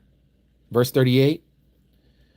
For this reason I command and testify to you, Moses, that you may testify to them, the children of Israel. For after your death, Moses, the children of Israel will disturb them, so that they will not make the year 364 days only. For this reason they will go wrong as to the new months, seasons, Sabbath, festivals, and they will eat all kinds of blood with all kinds of flesh, because they're not making the year 364 days only. So now, let me show you the 365 in the book of Enoch. If we go here to chapter 75, or it's chapter 74, excuse me. Chapter 74 of the first book of Enoch, right here, it says this, verse 10. And if 5 years are added together, the sun has an overplus of 30 days. And on the days that accrue to it for one of those 5 years, when they are full, amounts to 364 days. The overplus of the sun and of the stars, notice the moon is not mentioned, the overplus of the sun and the stars amounts to 6 days in 5 years. Let me read verse 11 again, that I have underlined. And the overplus, that means the remainder of the sun and the stars, amounts to 6 days in 5 years. So we're going to do a little calculation here. Let me show it to you what I'm talking about. Let me pull up my calculator.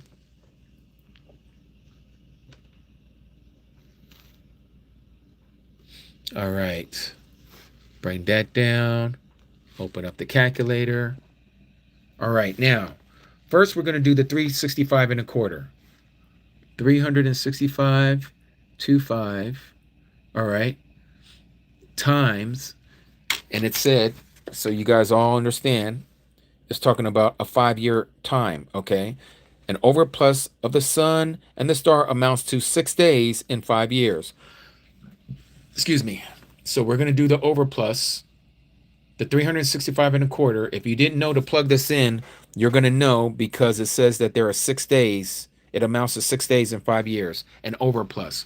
So 365 and a quarter times 5 years. 365 and a quarter times 5 equals 1,826 and a quarter. You see that? If people are talking crazy, yes, let me go ahead and shut it down. Let me go ahead and shut it down. All right. So again, notice 1,826, all right, and a quarter. That's 365 and a quarter times 5. Remember this number. I'm going to write it down.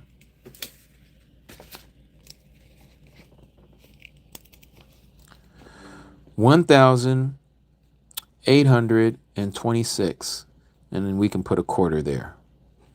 All right. 1826 and a quarter, 1826 and a quarter. All right. Now let's clear this. Now we're going to do it with 364. 364 times 5 equals 1820. Notice there, 364 times 5 now gives us 1820. Well, 1820 minus 1826 gives us 6, does it not? It's exactly what it said here.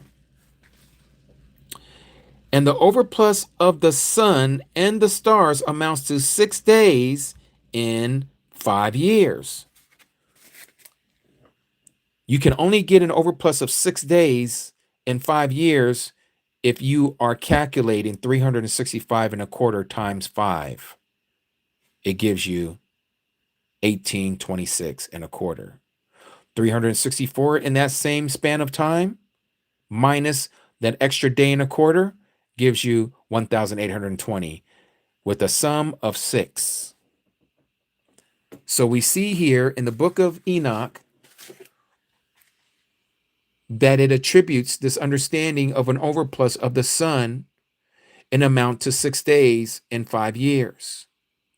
I don't think it's by accident that Enoch, who gave us this understanding from his book, he walked with Yahuwah for 365 years. What's the chances of the seventh man from Adam walking a life that was perfect before Yahuwah, that Yahuwah took him in his 365 or his 365th year of his life? He was taken. He was no more, for he walked with Yahuwah, just like we're supposed to walk with Yahuwah. Amazing, amazing. Now, there's a lot more to this, but I think we done covered enough for today for me to put this together and to compile here for a little over 3 hours for those who will be listening. This is how we locate the Sabbath. For those of you who might be confused, go back and listen to this again if you have the yearning desire to know this truth, to understand this calendar, what people call the Enoch or Zadok calendar. Not all Enoch and Zadok calendars, as people attribute them to the names of Enoch and Zadok calendar, are following this system. Okay, like World's Last Chance Ministries, they follow the Babylonian following the moon calendar. You have this ministry called Zadok Way calendar. They use a 364-day calendar, but they started wrong. They're connecting it to the Gregorian calendar of starting their year every Wednesday for the first day of the year. They always wanted to start on a Wednesday so that they can have 4 days later will be their Sabbath, which is going to occur on a Saturn's day again. So they're still stuck in the Babylonian way of timekeeping, and they're mixing Yahuwah's calendar with the Babylonian calendar, and they created the Zadok Way calendar, which is terrible. But anyways, don't want to confuse you with that. But there's others that do certain things like that. Okay. So with all that being said, I hope that this study of the calendar, and again, there is a lot that goes with this, okay, but again, I hope that this a little bit of this studying of this calendar has helped some of you seen the truth in this calendar and why the Sabbath is on this day called Monday until the next spring equinox.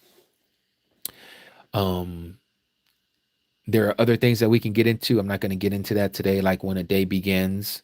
And also when you're talking about the appointed times and how you use this calendar for the appointed times.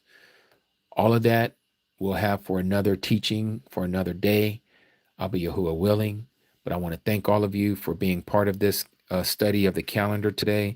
And now I'm going to open it up for any questions or comments, and I'm going to leave it on with this recording before we get off here in a little bit. Okay, so with that being said, any questions or comments pertaining to the subject? Pertaining to the subject.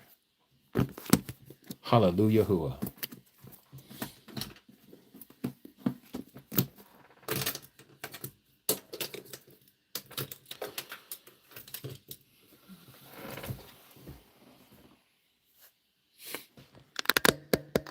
Thank you for today's lesson. Learned so much. Josie, all praises to Abba Yahuwah. Hit less gaming. Shalom. Could you show where it reads that we aren't allowed to trade money on the Shabbat, and how does that align with that was written on stone in Shemot Exodus 20? Thank you. Great question. So again, you got to read between the lines, but there are let me see here. So let's go here. First of all, remember we're not to do any work, right? In Exodus chapter 20, it says there that we are not to work. So right there, by understanding we're not to work, that means that we're not to be trading, what people call working, or to go out and trade commerce. Again, if we read here about the fourth commandment, remember the Sabbath to set it apart. 6 days you labor and you shall do your work. But the seventh day is a Shabbat. Okay. So if the 7th-day Shabbat, you do no work, you, nor your son, nor your daughter, your male servants, nor your female servants, okay, nor your cattle, nor the stranger that's within your gates. You are not to do any work on that day, which has to do with handling money as well. Okay. So we read also from chapter 31 about how we are not to do any work, right? Again, and you shall guard the Sabbath, for it is set apart to you. Everyone who profanes it shall certainly be put to death. For anyone who does work on it, that being shall be cut off from among his people. Okay. So again, we understand working and money are connected to each other. Now we can also go to, let me go here. Give me a second.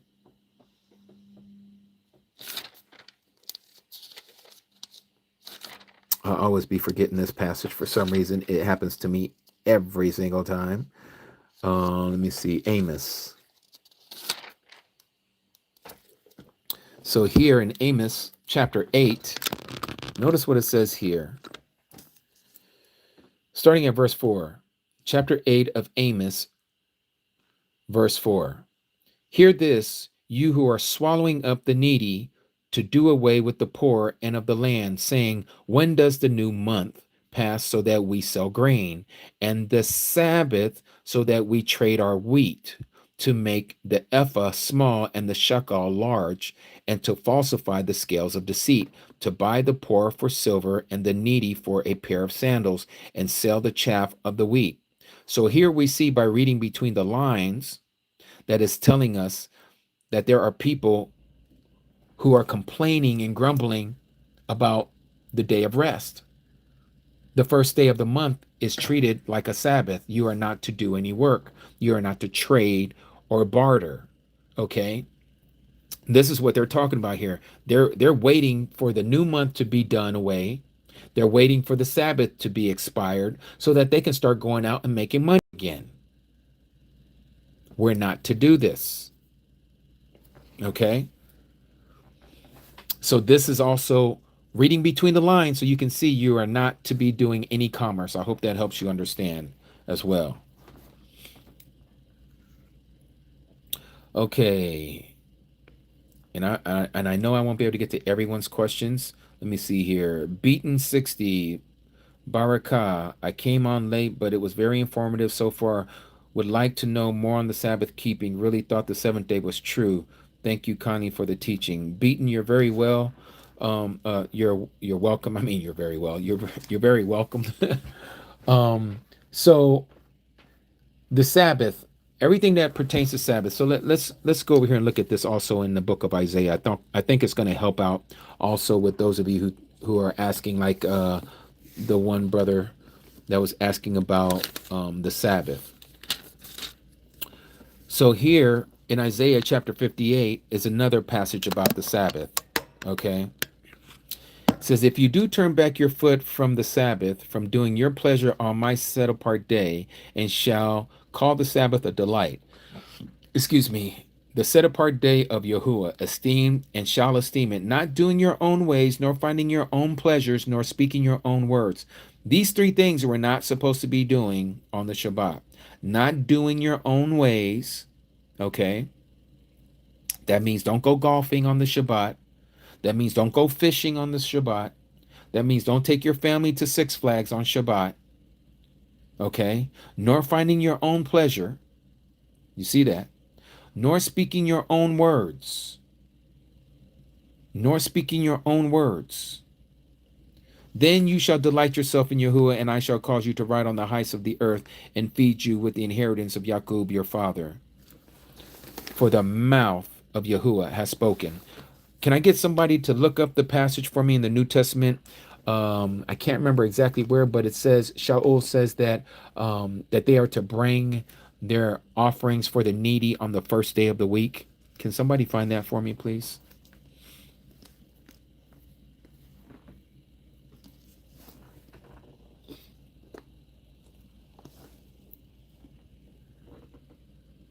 I'm trying to remember where it is. I can't quite remember.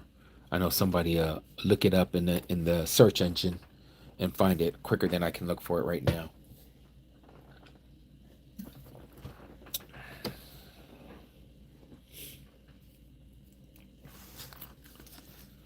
First Corinthians 16, Turata Aki.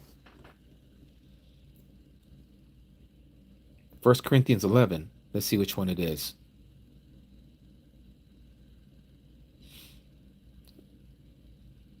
First Corinthians 16. Okay. So let's go to 1 Corinthians 16. Again, we got to read between the lines why the apostle Shaul is saying this. 1 Corinthians 16. And concerning the collection for the set apart ones, you are to do as I gave orders to the assemblies in Galatia.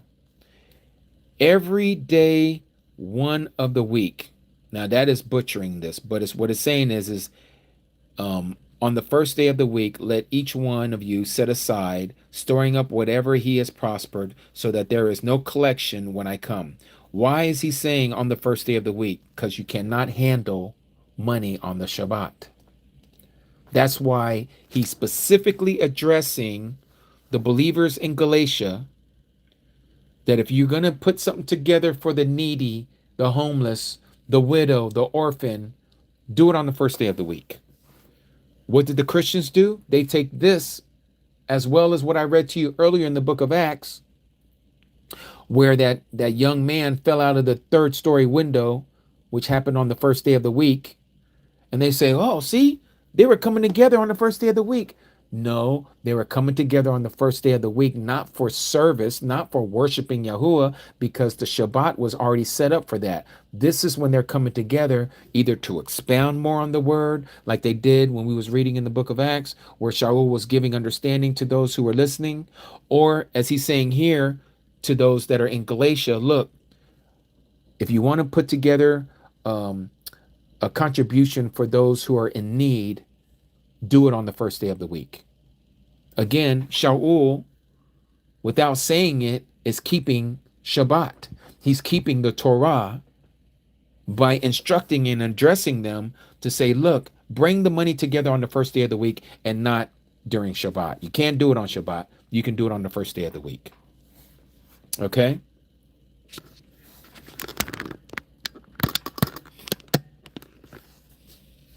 Any other comments or questions pertaining to what we're talking about here? Let me see. Let's see.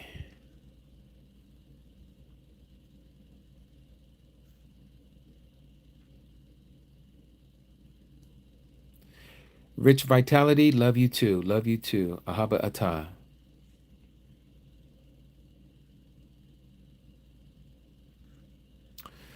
Elizabeth disciples, his name is Yahushua. Well, his name is not Yahushua, it's Yahusha, but that's a whole nother teaching for another time. Not going to get into that. But I'll say this much, it's better than saying Jesus that you say Yahushua. Lester, you said 1 Corinthians 11:18. Let me look at that. 1 Corinthians 11:18.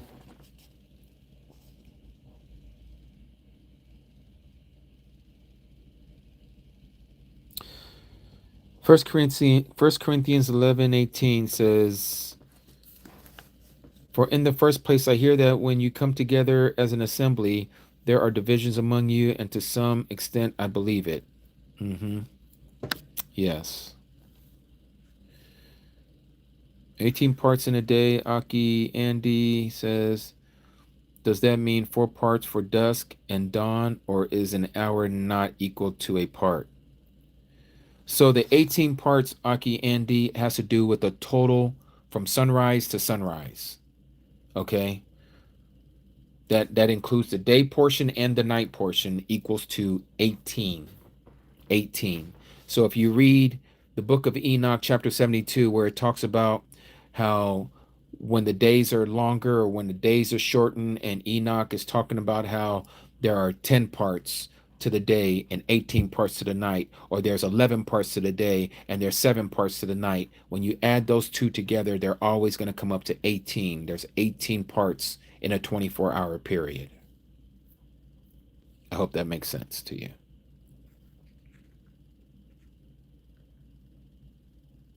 Okay, so Yvonne, you have our older calendar bead. Okay, so let me show you what I'm talking about. So you have one of these. We don't make them like that anymore because of the understanding and to rid the confusion. So you have one of our first designs of the calendar beads, which is like this, okay? Where after the last Sabbath, you have 5 beads, all right? So the guy that we originally mimicked our calendar beads from was a guy by the name of Ed. Some of you know him. He's on TikTok. He's the one who came up with the idea of the calendar beads as we know it today. I don't know where he got it from. He said he got it from his understanding, and so he put it together. Anyhow, just so you understand, we didn't come up with this concept, but we have changed what we have received from Ed. Ed is the one who, after the last Sabbath on the 12th month, okay, the last Sabbath of the year, he had 5 beads. And what he was doing was he would count, he would separate it like this. Let me show you. He would separate these 5 orange beads by putting the slip knot like this. So he would have these 2, and then he have these 3. Okay, so here's the last Sabbath, and then what he'll do, and this is how he teaches it, is Every 3 years, you're going to count this void day, which you saw on this one, like this. Okay, this void day, and then the 3 days. This one here, every 3 years, you're going to count this one orange bead, and then you're going to skip this, and then you're going to count the first, second, and third, like you see here. Okay. And then on the fourth day, or on the fourth year, every 4 years, there's a leap year. Hence why there's that point quarter on the 365 sun cycle. Okay, so remember, the sun cycle is 365 and a quarter, but Yahuwah tells us only to keep 364 days in a year. So there's an extra day and a quarter, right? There's an extra day and a quarter. That extra day for 3 years is going to be this bead, the black bead. On this one, it's going to be this first orange bead. Okay. After 4 years, the 25 plus 25 plus 25 plus 25 is going to equal to 1, a full day. Just like if you take 4 quarters, you get $1. Okay. So you take a 25-cent piece, and then you have another 25-cent piece, and you have another 25-cent piece, and then you have a fourth 25-cent piece. That makes a whole. That makes an extra day. That would be what you're seeing here, is to what he's saying is the leap year here. The second orange bead, you would count that every 4 years. The next one will occur on the year 2028 on the pagan calendar. Okay, you're going to count 2 of these, and then count this one, and this one, and then go to the first day of the year. Now, we have the same thing. We just don't have these 5 beads anymore. We now have 4 beads after the last Sabbath. So that would be here. So we have the last Sabbath. We have this black bead, and then 3 others. So that's 4 beads after the last Sabbath. So what we're doing instead, we're doing the last Sabbath, 3 out of the 4 years, not the leap year, but the 3 out of the 4 years. We're counting this void day, this bead, and then we're going to the first day, second day, and third day, and then to the first day of the year. Whereas this slip knot, every 4th year, we're going to count this slip knot. This is why we put this here. Okay, this slip knot. Every one of you who gets a calendar bead, we have 2 slip knots calendar bead. One to count every day, okay, and then this one is for the 4th year, which is the leap year, that you would count this. Okay, so you don't count this every year. You're going to count this one every year. Even on the leap year, you're going to count this void day. But on that leap year, you're going to count this after the Sabbath, and you're going to count this, the slip knot. And then you start counting the first day, the second day, the third day of the week. And then you come to the first day of the year, which is the 4th day of the week, the spring equinox, to begin the year. Okay, I hope that makes sense.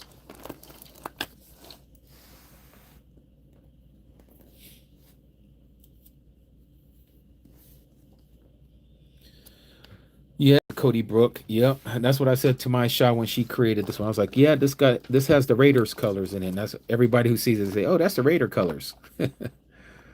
Yeah. Any other questions pertaining to the calendar? Pertaining to the calendar. Hallelujah.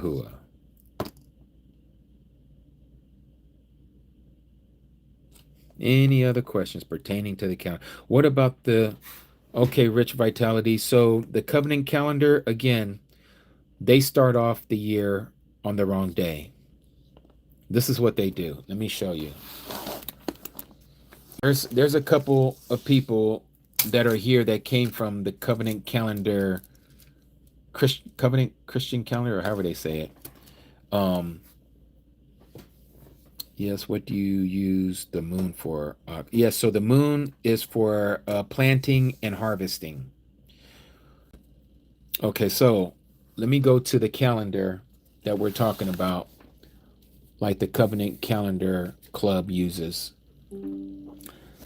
And they do the same thing as a lot of the other people who are following the wrong calendar, or the way that they're keeping the calendar, the count of the calendar. Okay. So this is what they do. Let me bring this calendar up. All right. So this is the pagan calendar, okay? Now, we're going to go back in time to March. Okay. So the covenant calendar and all these other calendars that are using the Enoch Zadok calendar, we all have one thing in common. We all say that the spring equinox needs to be observed, okay? But that's where it ends. The spring equinox occurred on March of this year, the 20th, which occurred on a Friday, right? Remember, we were saying March 20th occurred on a Friday this year. So 4 days later, Friday, Saturday, Sunday, Monday, hence today, every Monday is going to be our Sabbath, right? According to fragment number 400, 4Q400 of the Dead Sea Scrolls. Okay. Now, this is what Christian Covenant and Zadok Way calendar, this is what they do. So the spring equinox occurred on a Friday. Well, they want to make sure that their Sabbath always occurs on a Saturday. So what they do is, yes, the spring equinox was observed on Friday, March 20th, but we're not going to start our calendar until the following Wednesday. So they started their calendar on the 25th of March and not the 20th of March, as we're told in Scripture or told in Jubilees and Enoch. They're going to wait until the 25th, which lines up with Wednesday, so they can count from there 4 days later. So they always have their Shabbat on a Saturday. So they're still dealing with a pagan calendar, even though they are observing the spring equinox on the 20th, but they do not start their first day there. They delay it until they get to the Wednesday, and then they start their count. But that's nowhere in the book of any of the Dead Sea Scrolls. Nowhere does it say to do that. Nowhere. We don't find it in the book of Enoch. We don't find it in the book of Jubilees. But Zadok Way and the Christian Calendar Coalition, or whatever they call themselves, and they're not the only two. There's a few others that are doing the same thing. They're all wrong. You cannot delay Yahuwah's calendar count. If Yahuwah says this is the first day, that is the first day. You do not wait until your days align with what you're understanding in and say, oh, we're in the 4th day of the week according to the Gregorian calendar. So 4 days later, our Sabbath is going to fall on a Saturday again.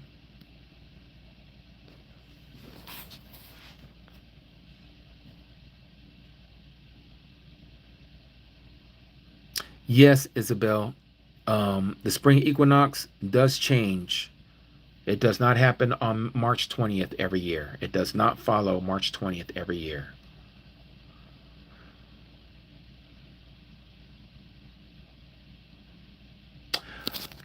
So that's a great question. 6716, your question was, would a 401k be considered exchanging money even though it is exchanged by a system outside of your control? So again, you're talking about an automated system. Yeah. You put your money into the automated system. You're not even touching it. You're not looking at it. It's working for you. You're not working for it. You're just letting it run its course through the Babylonian system of the stock exchange. So, I mean, I personally think, and this is just my opinion, as long as you're not messing with it, you're not day trading with it, you're just letting it do what it's doing. It's doing what it's doing. It's just doing what it's doing. Okay, when the Shabbat is over, you can go and check your portfolio then. But don't mess with it on Shabbat. That's like, even, as we would say back in the day, right? Window shopping. Because today is Shabbat, don't go on Amazon or Etsy or Temu and you're looking like, oh man, I can't buy this today, but I'm just going to keep scrolling. You're window shopping. You're doing your own pleasure. You're not doing the pleasure of Yahuwah. You're doing your own pleasure. Remember what we read in Isaiah 58.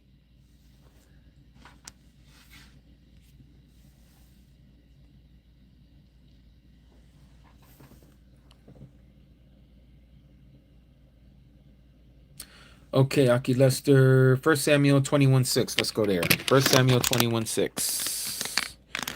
1 Samuel 21:6. Let's go there. 1 Samuel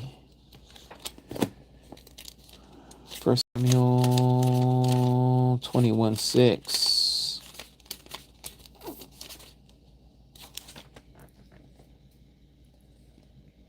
Ah, yes. Okay. First Samuel chapter 21, verse 6. And it reads, where's my little pointer? I like to read with my pointer. I don't know what I did with my pointer. Let me use my other one.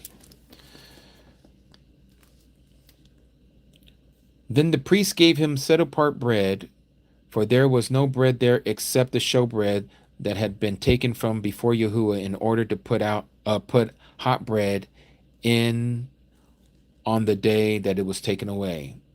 So this was talking about when the Mashiach was even talking about this before the Pharisees in the gospel accounts, where they're saying, when the Pharisees are saying, your disciples are breaking the Torah, they're breaking the law by not washing their hands. And the Messiah, he had said that, have you not read in the scriptures where it talks about how Dawood and his men ate what was not right for them to eat? That happened on the Shabbat. Yeah, the showbread. If you go back and you read this, and I would have to do some reading on this, Aki, you're saying that this shows that it's the first day, the Shabbat of the first Shabbat here is showing it to be on the first month, the first Shabbat of the first month. And Dawood answered the priest and said to him, truly women have been kept from us about 3 days since I came out, and the vessels of the young men are set apart in its ordinary mission, and also it was set apart in the vessel today. Then the priest gave him set apart bread, for there was no bread there except the showbread that had been taken from before Yahuwah in order to put hot bread in on the day that it was taken away. So this we know was on a Shabbat, because every Shabbat fresh bread was to be put on the table, the showbread.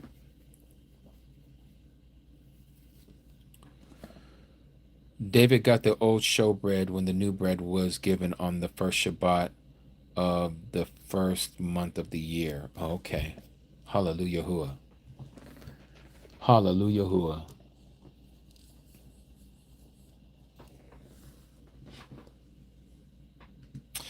So how are we to observe the void day?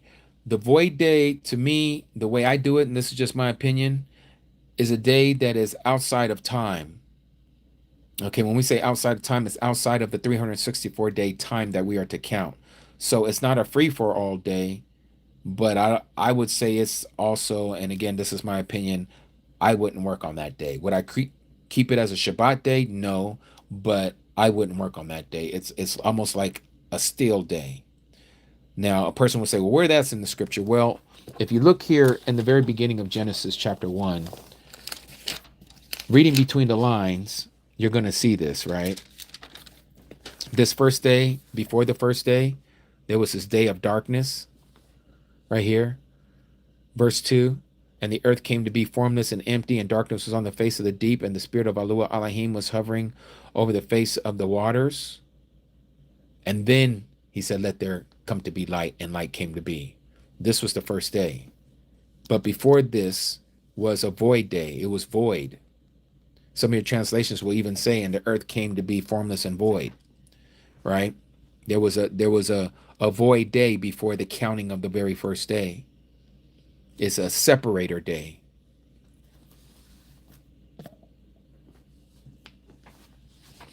Yes, day 0. Yeah. How do we start the first year of the third year with the beads? How do we start the first year of the third year?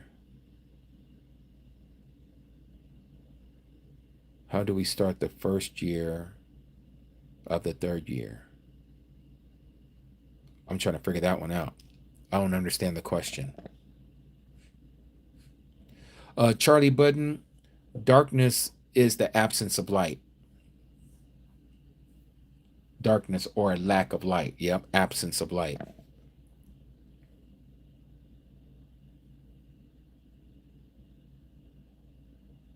Yes, Isabel, that's exactly the passage that we're talking about. Aki L, you said please give Spanish update to meet up this week. Please give Spanish day update to meet up this week. I'm not quite understanding you, Aki L. We should be having time together, speaking, doing a Spanish bilingual service this SUN day coming up. But again, don't quote me on that. It's really up to my translator if he's available or not. It's going to be on SUN day. SUN day. Yeah, because it's going to be on TikTok.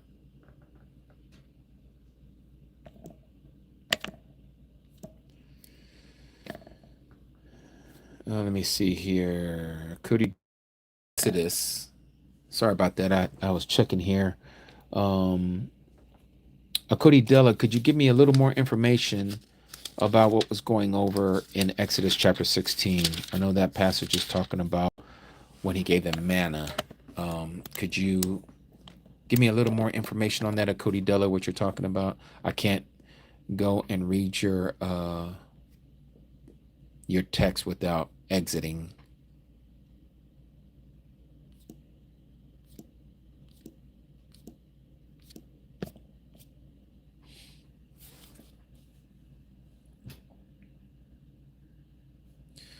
Is there any scripture or Dead Sea Scrolls that shows someone mentioning or alluding to a void day? Joy and pride. So if we go to, let me see if I can find it here. I don't think I have that past. In this book that I have, it doesn't have. I believe it's fragment number Q326. But let me show you. Excuse me. Let me see here. Okay, so this is 4Q394.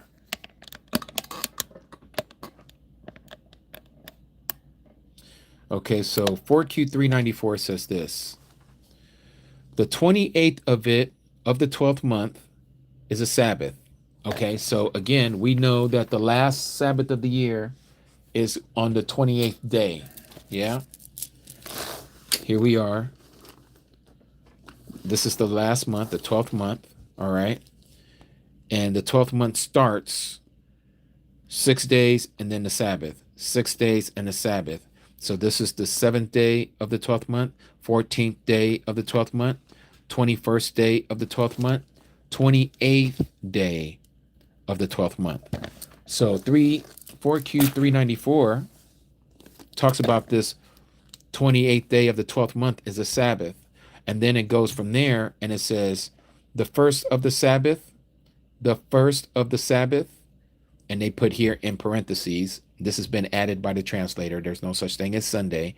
They added this. And then they put the second day as Monday. They added this. And then they put the third day, which they didn't put Wednesday on that. Tuesday on that one. But it says are to be added to it. And the year is complete 364 days. And then it has this word vacate. Okay. Or that it's been vacated. Like everything there has been taken. They don't have it. All right. What's this there? Okay, let me get to that here in a second here. Okay. And so here, don't go anywhere because you know that's gonna blank out on me and then I can't open it up because my fingerprint ain't your fingerprint. And I don't know the numbers, don't say it. Okay, so let me get back to this point here. Hold on one second, dear. So the 28th day of the 12th month is a Sabbath. Okay. So from there, after that, it says the first day, second day, third day are to be added to it. Something is missing here. Okay. We're not told about the void day, but we know that the void day has to be instituted after the last Sabbath because you cannot separate anywhere from Sunday, here I am saying Sunday, from the first day to the last day of the week. You cannot put this void day anywhere we please, or even after here. There's some people who believe, like there's this guy that I used to follow when I first started coming into this truth about the calendar, I used to put the void day right after the very last day. So I was separating the first day of creation, second day of creation, third day of creation, and then I put this here, and then I started the fourth day, the fifth day, the sixth day, and Shabbat.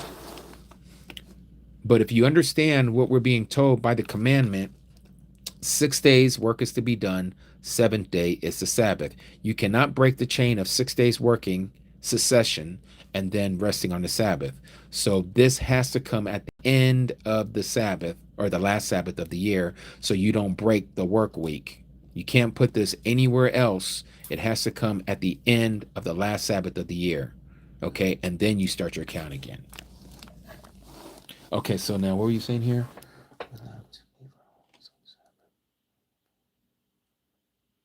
Okay, so the question is, are we allowed to leave our homes on Shabbat besides an emergency or to help someone in need? Apologies, not able to use chat. Okay, yes. So thank you, dear. So the yes, we are allowed to leave our homes. We're just not supposed to carry anything out of our homes from house to house. So you're not to bring like no potluck and say, "Oh, we're gonna meet at Jimmy's house," and you make your cooking over at your house, and now you're gonna bring it to my house because now you're bringing something out of your house that you're not supposed to be bringing out of your house. You are to keep what's in your house in your house. Okay. Now, as far as you going somewhere on the Sabbath, you're more than able to do that. Even our Messiah, he's our example. Okay, he was walking all over the place during the Sabbath. All right, he didn't stay put. He was walking all over the place during the Sabbath.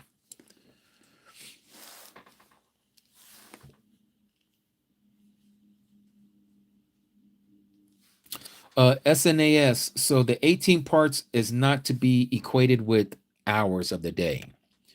Okay, as the Messiah says, is there not 12 hours in a day to do your work? So there are 12 hours in a day, generally speaking. Okay, there's 12 hours in a day, generally speaking. On the average, a day usually begins, as we understand it in our Gregorian understanding, at 6 in the morning, 6 a.m.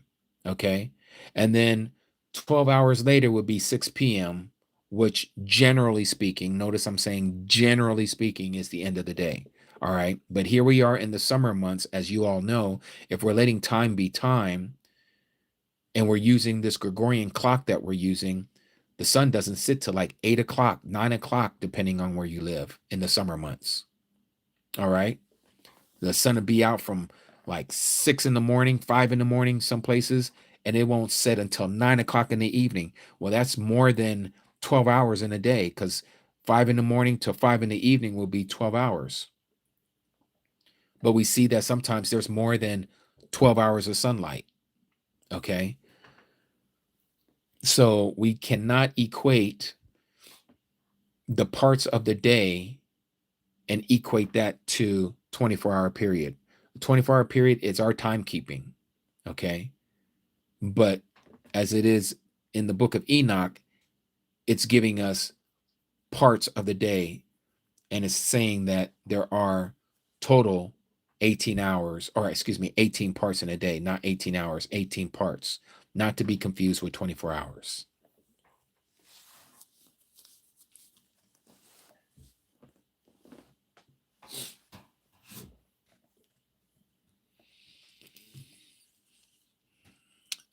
Simi XO, what about school for kids? So Simi XO, we were talking about this before. If you have the opportunity, you should homeschool your children. If you register your children, public or private school, your children are no longer your property. They belong to whatever institution that you registered them with.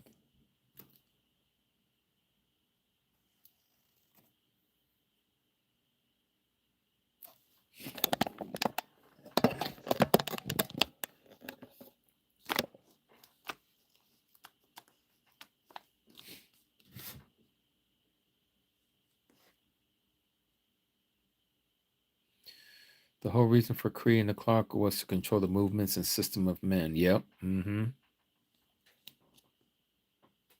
Who made 24 hours when we know there is more time?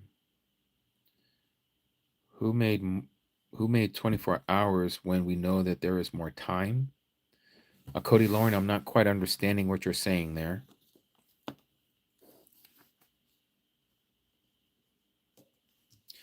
That's where they indoctrinate. Rockefeller started Board of Education as we know it today. Yes. Shabbat Shalom, Cody Shannon. Great to see you here. My calendar beats don't align with Sabbath this year. Help me, please. Danny Quad, your calendar beats don't align with the Sabbath this year. I need you to do me a favor, Danny Quad. Do me a favor. Take a picture of your calendar beats and send it to me at ambassadorsofyah@gmail so I can take a look at it and see.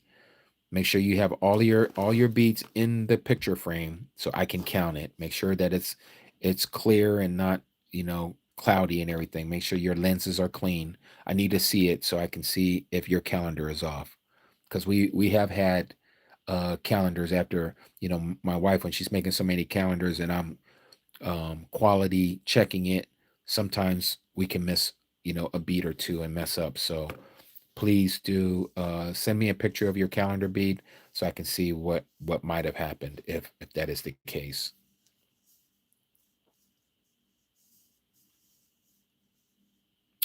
Yahuwah Z71, can you please explain about the 18 parts of the day? It's the first time I hear that. Okay, so if you go to the book of Enoch, chapter 72, you're going to find there where it talks about the light, okay? The day portion to the night portion. That's where it's talking about these 18 parts of the day. So in Enoch 72, and I'm not going to read all of it, but just to show you like what it says here, it says, you see sunrise in the fourth part. Okay, so going here, verse 9, it says, and during this period, the day becomes daily longer and the night nightly shorter to the 30th sunrise, or the 30th day of sunrising, the morning. On that day, the day is longer than the night by a ninth part, and the day amounts exactly to 10 parts, and the night to 8 parts. So before the day became 10 parts, it was 9 parts.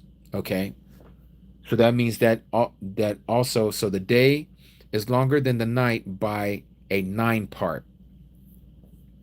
That means that the night part is also a 9 part. Why? Because as you continue to read, you're going to see that now the day is 10 parts and the night is 8 parts.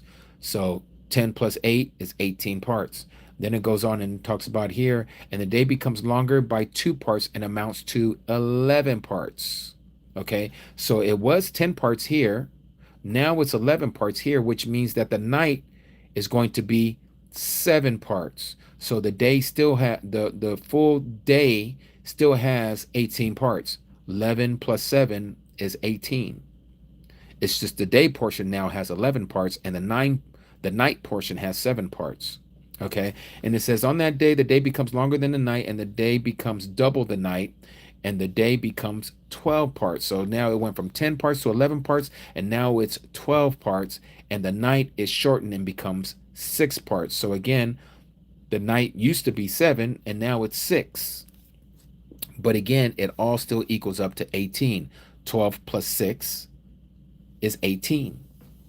So there's 18 parts. So again, every day is constituted of 18 parts, but don't let that confuse you to 24 hours in a day. The 24 hours and the parts of the day are two totally different timekeeping. Okay, Enoch is talking about the amount of light that the day portion is as to opposed to the night portion. Okay, and vice versa. Whereas the hours of the day is exactly that. It's the measurement of the time of the day of each incremental hour of the day, which we say is 24 hours. So if there's 12 hours of working, then the other half, without being said, would be 12 hours of not working, or 12 hours of night.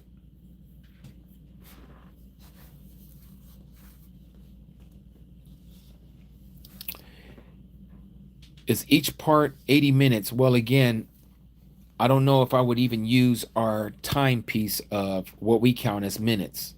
There's a reason I believe that the Freemasons gave us this timepiece, this timekeeping that we use, where we say 60 seconds in a minute, 60 minutes in an hour, right? They're using this 6 6 6 6.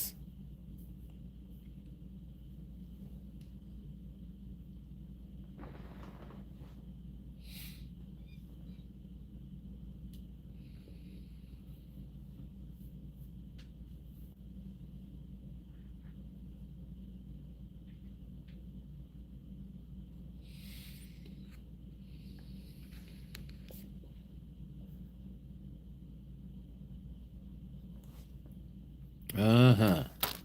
All right. Okay, so we got about 10 minutes and then I'm going to shut her down.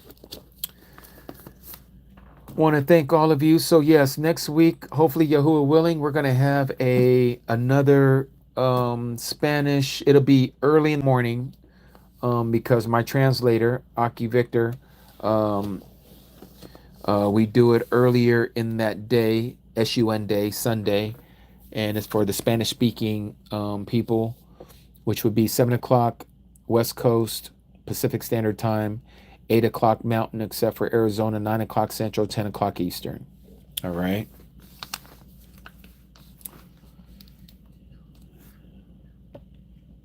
Yes, exactly, Aki Lester. That way we're lockstep with the Shamaim, with the heaven. Yes, hallelujah. Hua.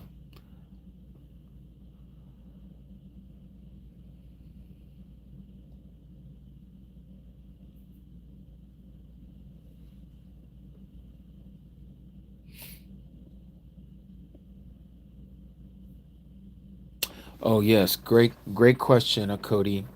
So for those of you who are going to be doing the voluntary fast with us, the voluntary fast is going to start on the pagan day, July 14th. And we're going to go 5 days until July 19th. So the 15th or the 14th, 15th, 16th, 17th, 18th, and 19th. The 19th, we're breaking it.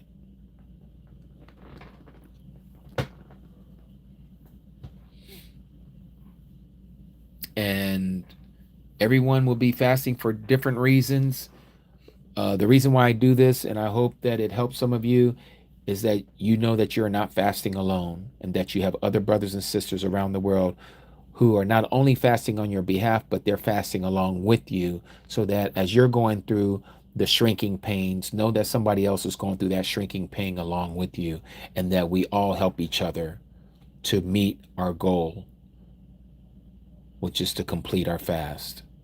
Now, for those of you who are serious, it's going to be a water fast only. We're just going to be drinking water. No juices, no alcohol, no coffee, no energy drinks, none of that. It's just the only thing that's going in your mouth is water for those 5 days.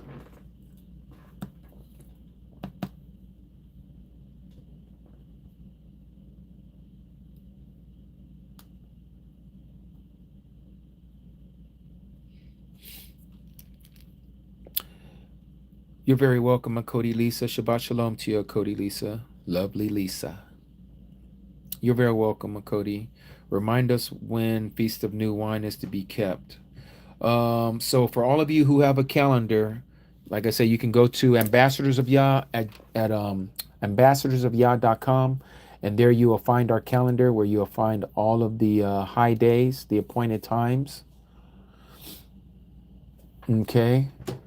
So each person is to go to the calendar if you're serious about keeping this calendar, because again, I'm not going to be holding anybody's hands. Those days of me doing that is done. I'm not holding no one's hand to be keeping any calendar, any high days, appointed times. If you love Yahuwah, you're going to go out of your way to do that. Okay? You have to do this on your own. Let me go here to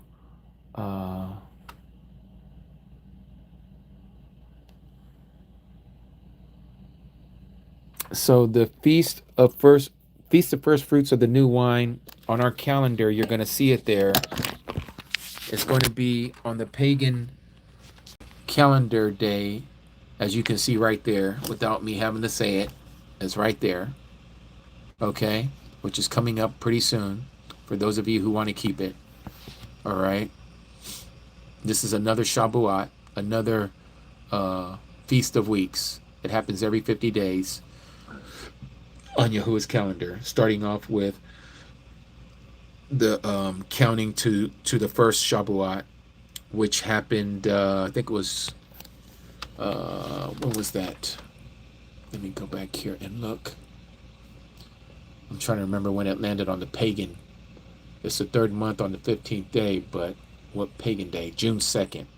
It happened on June 2nd. Okay. That was the Shabuat that we all just celebrated on June 2nd.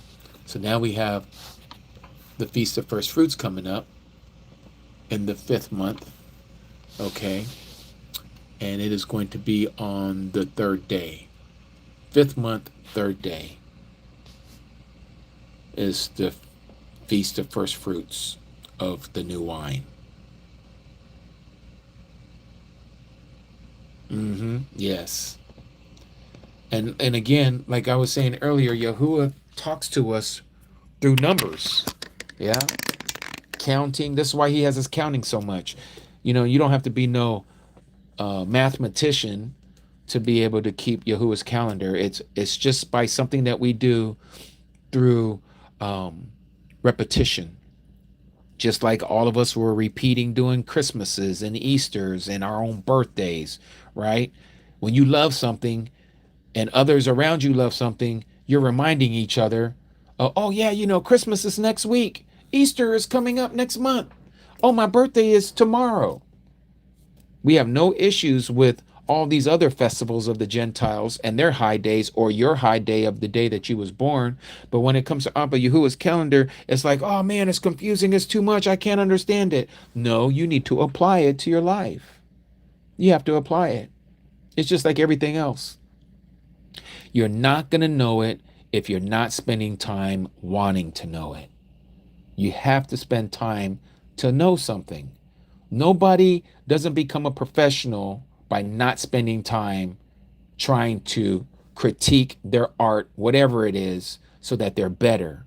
It's called practicing, right? Whatever that is. I don't care if it's martial arts. I don't care if you're trying to trade, day trading on the New York Stock Exchange. I don't care if it's you picking up doggy poop and you're trying to do it better the next day. The whole thing is that you're practicing something and you're trying to become more familiar with it every single time you're looking at it. That's what happens to me when I'm studying the calendar. Every time we go through this, I'm getting a little something more out of it, and it's being honed in my psyche. It's being refined in my mind. It doesn't all occur, and don't get frustrated. Please don't get frustrated learning something new. Okay? You got to apply yourself to it. Don't get frustrated because you're like, I can't get it. Why is everybody else getting it? I'm not getting it. Take your time, relax. Start with what you do know. Repeat that in your understanding. Write it down. Sometimes you have to write it down. Okay? There's other things that can help you. So let me show you. Like and I say I'm gonna put this stuff on our website, and I haven't. Bad me, because I have things that I let me just put it this way. I have no excuse. I gotta send it to Aki Chris, so he can put it on there. But what did I want to show here? Man, I was going to show something. I got sidetracked because I was going to show you guys something, and got to talking about. I said I was going to put it up, and I did. Oh, that's what it was. Okay, so let me show you this. I got to show you some diagrams that can help you. And I think we do have it on the link tree. I'm not sure. Cody Nazareth can correct me if I'm wrong. So some of the things that helps with this understanding of the calendar. Let me open up. Okay, so the calendar.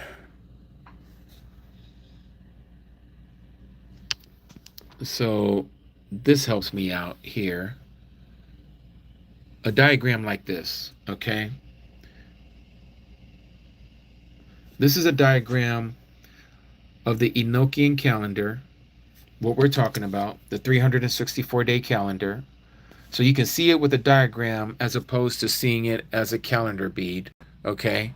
You see it this way, and you can see here the quarters of what we call the season. So here's the spring, here's the summer, autumn, winter, right?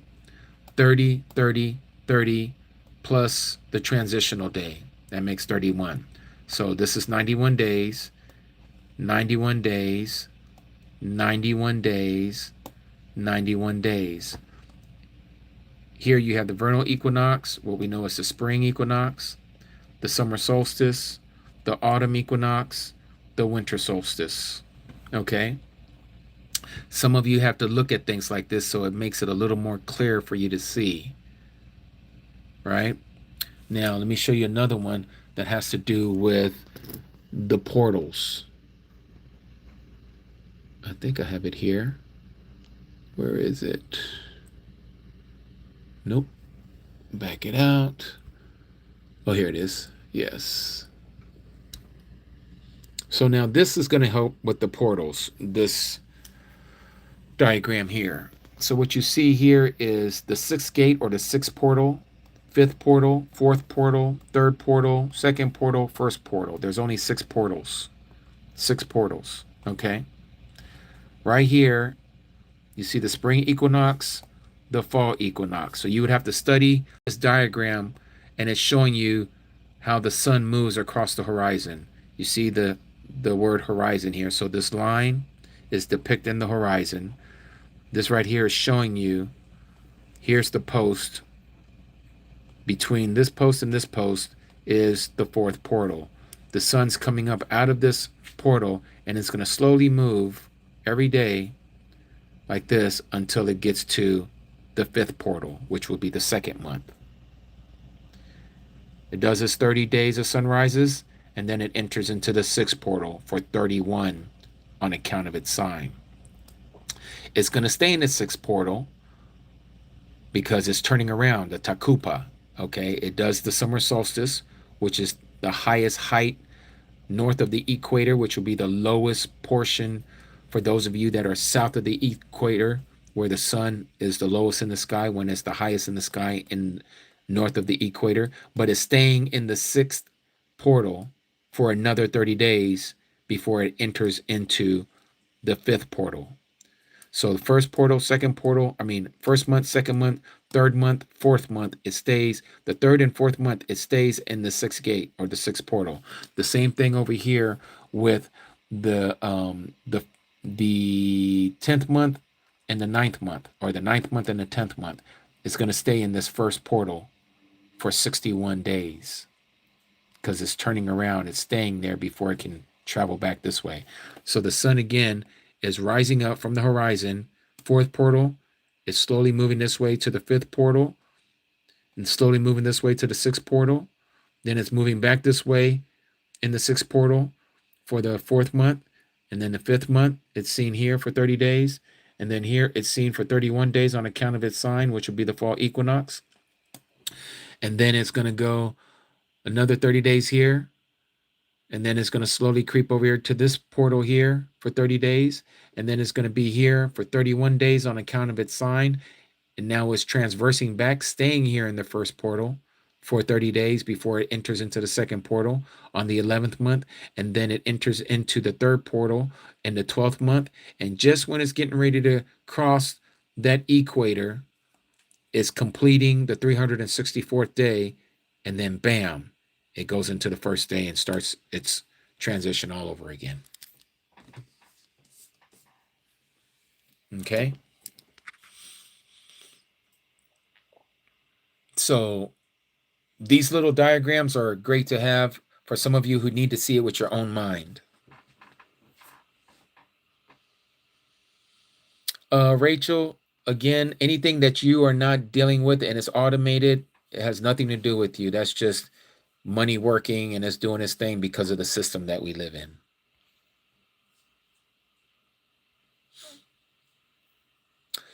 Aki Quinton, Shabbat Shalom, as the sun is down there on the East Coast. Yes, for those of you who are on the East Coast, if the sun is down in your location where you're at, please do Palal before Abba Yahuwah. Yes.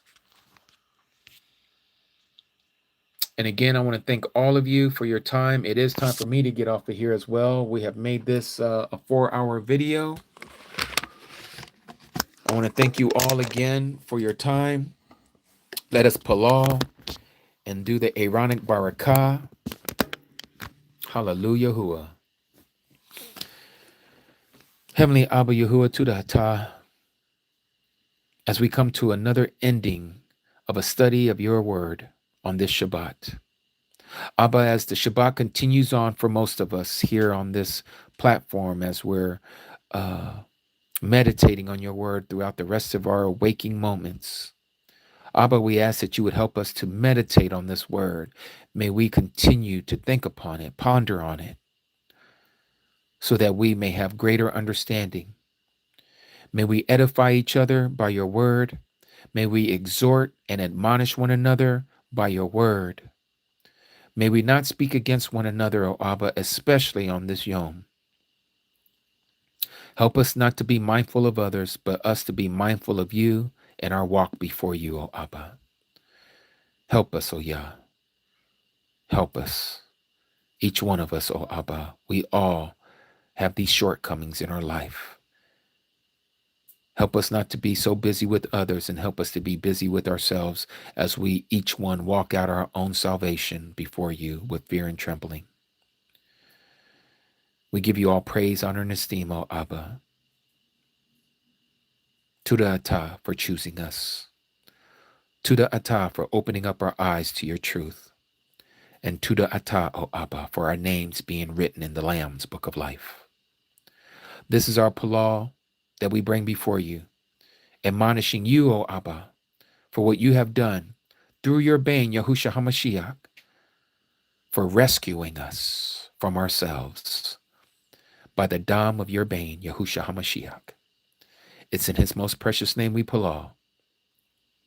Hallelujah, Yahuwah, Hallelujah, Yahuwah, and Hallelujah, Yahuwah, Amat. Rumamu Yahuwah. All right, Mishpachah. With all that being said, as we go to the book of Numbers, chapter 6, verse 22, and it reads,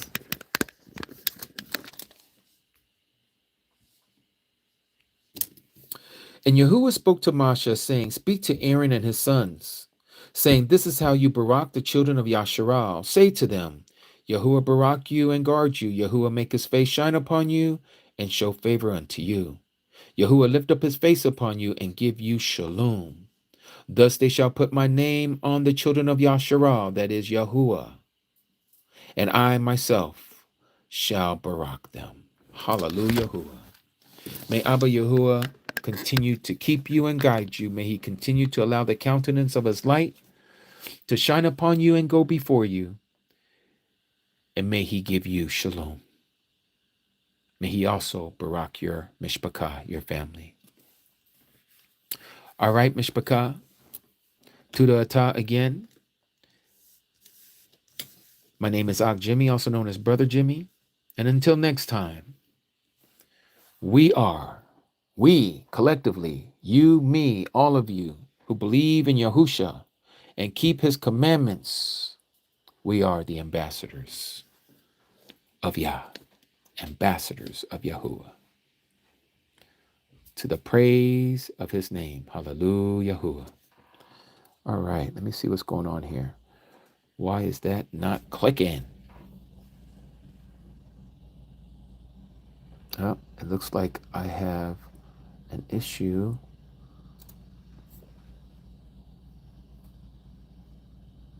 I don't know why it won't allow me. Where is it? Yes, here it is. Let's see if it works now.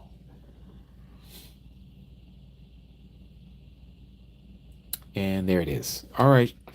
There it is. All right, Mishpachah family. Yahuwah Barak you. Shalom, everyone. Shabbat Shalom. Go in Shalom.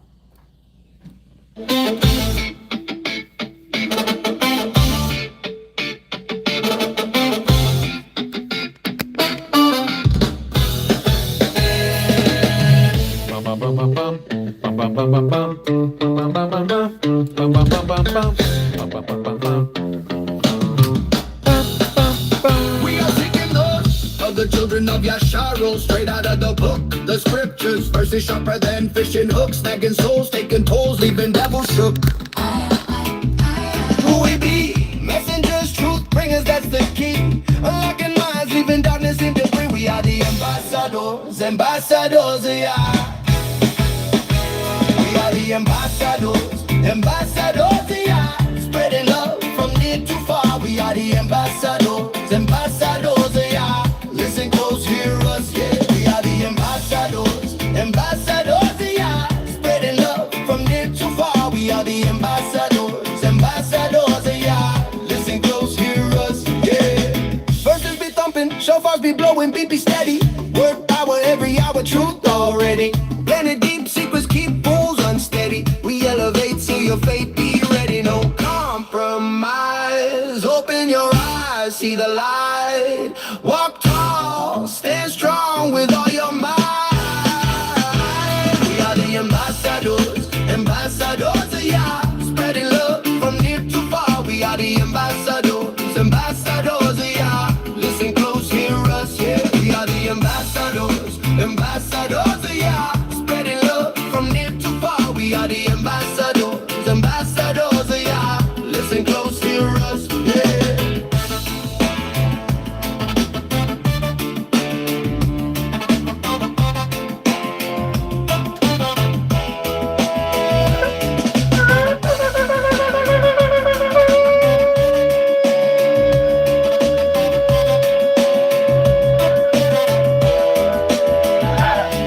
No compromise. Open your eyes, see the light. Walk tall, stand strong with all your might. We are the ambassadors, ambassadors, yeah. Spreading love from near to far. We are the ambassadors, ambassadors, yeah. Listen close, hear us, yeah. We are the ambassadors, ambassadors, yeah. Spreading love from near to far. We are the ambassadors, ambassadors, yeah. Listen close, hear us, yeah.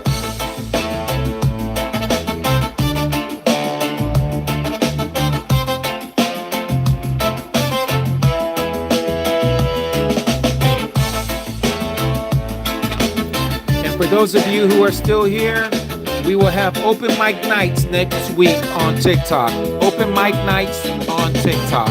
Shalom, everyone. Shalom. Shabbat Shalom.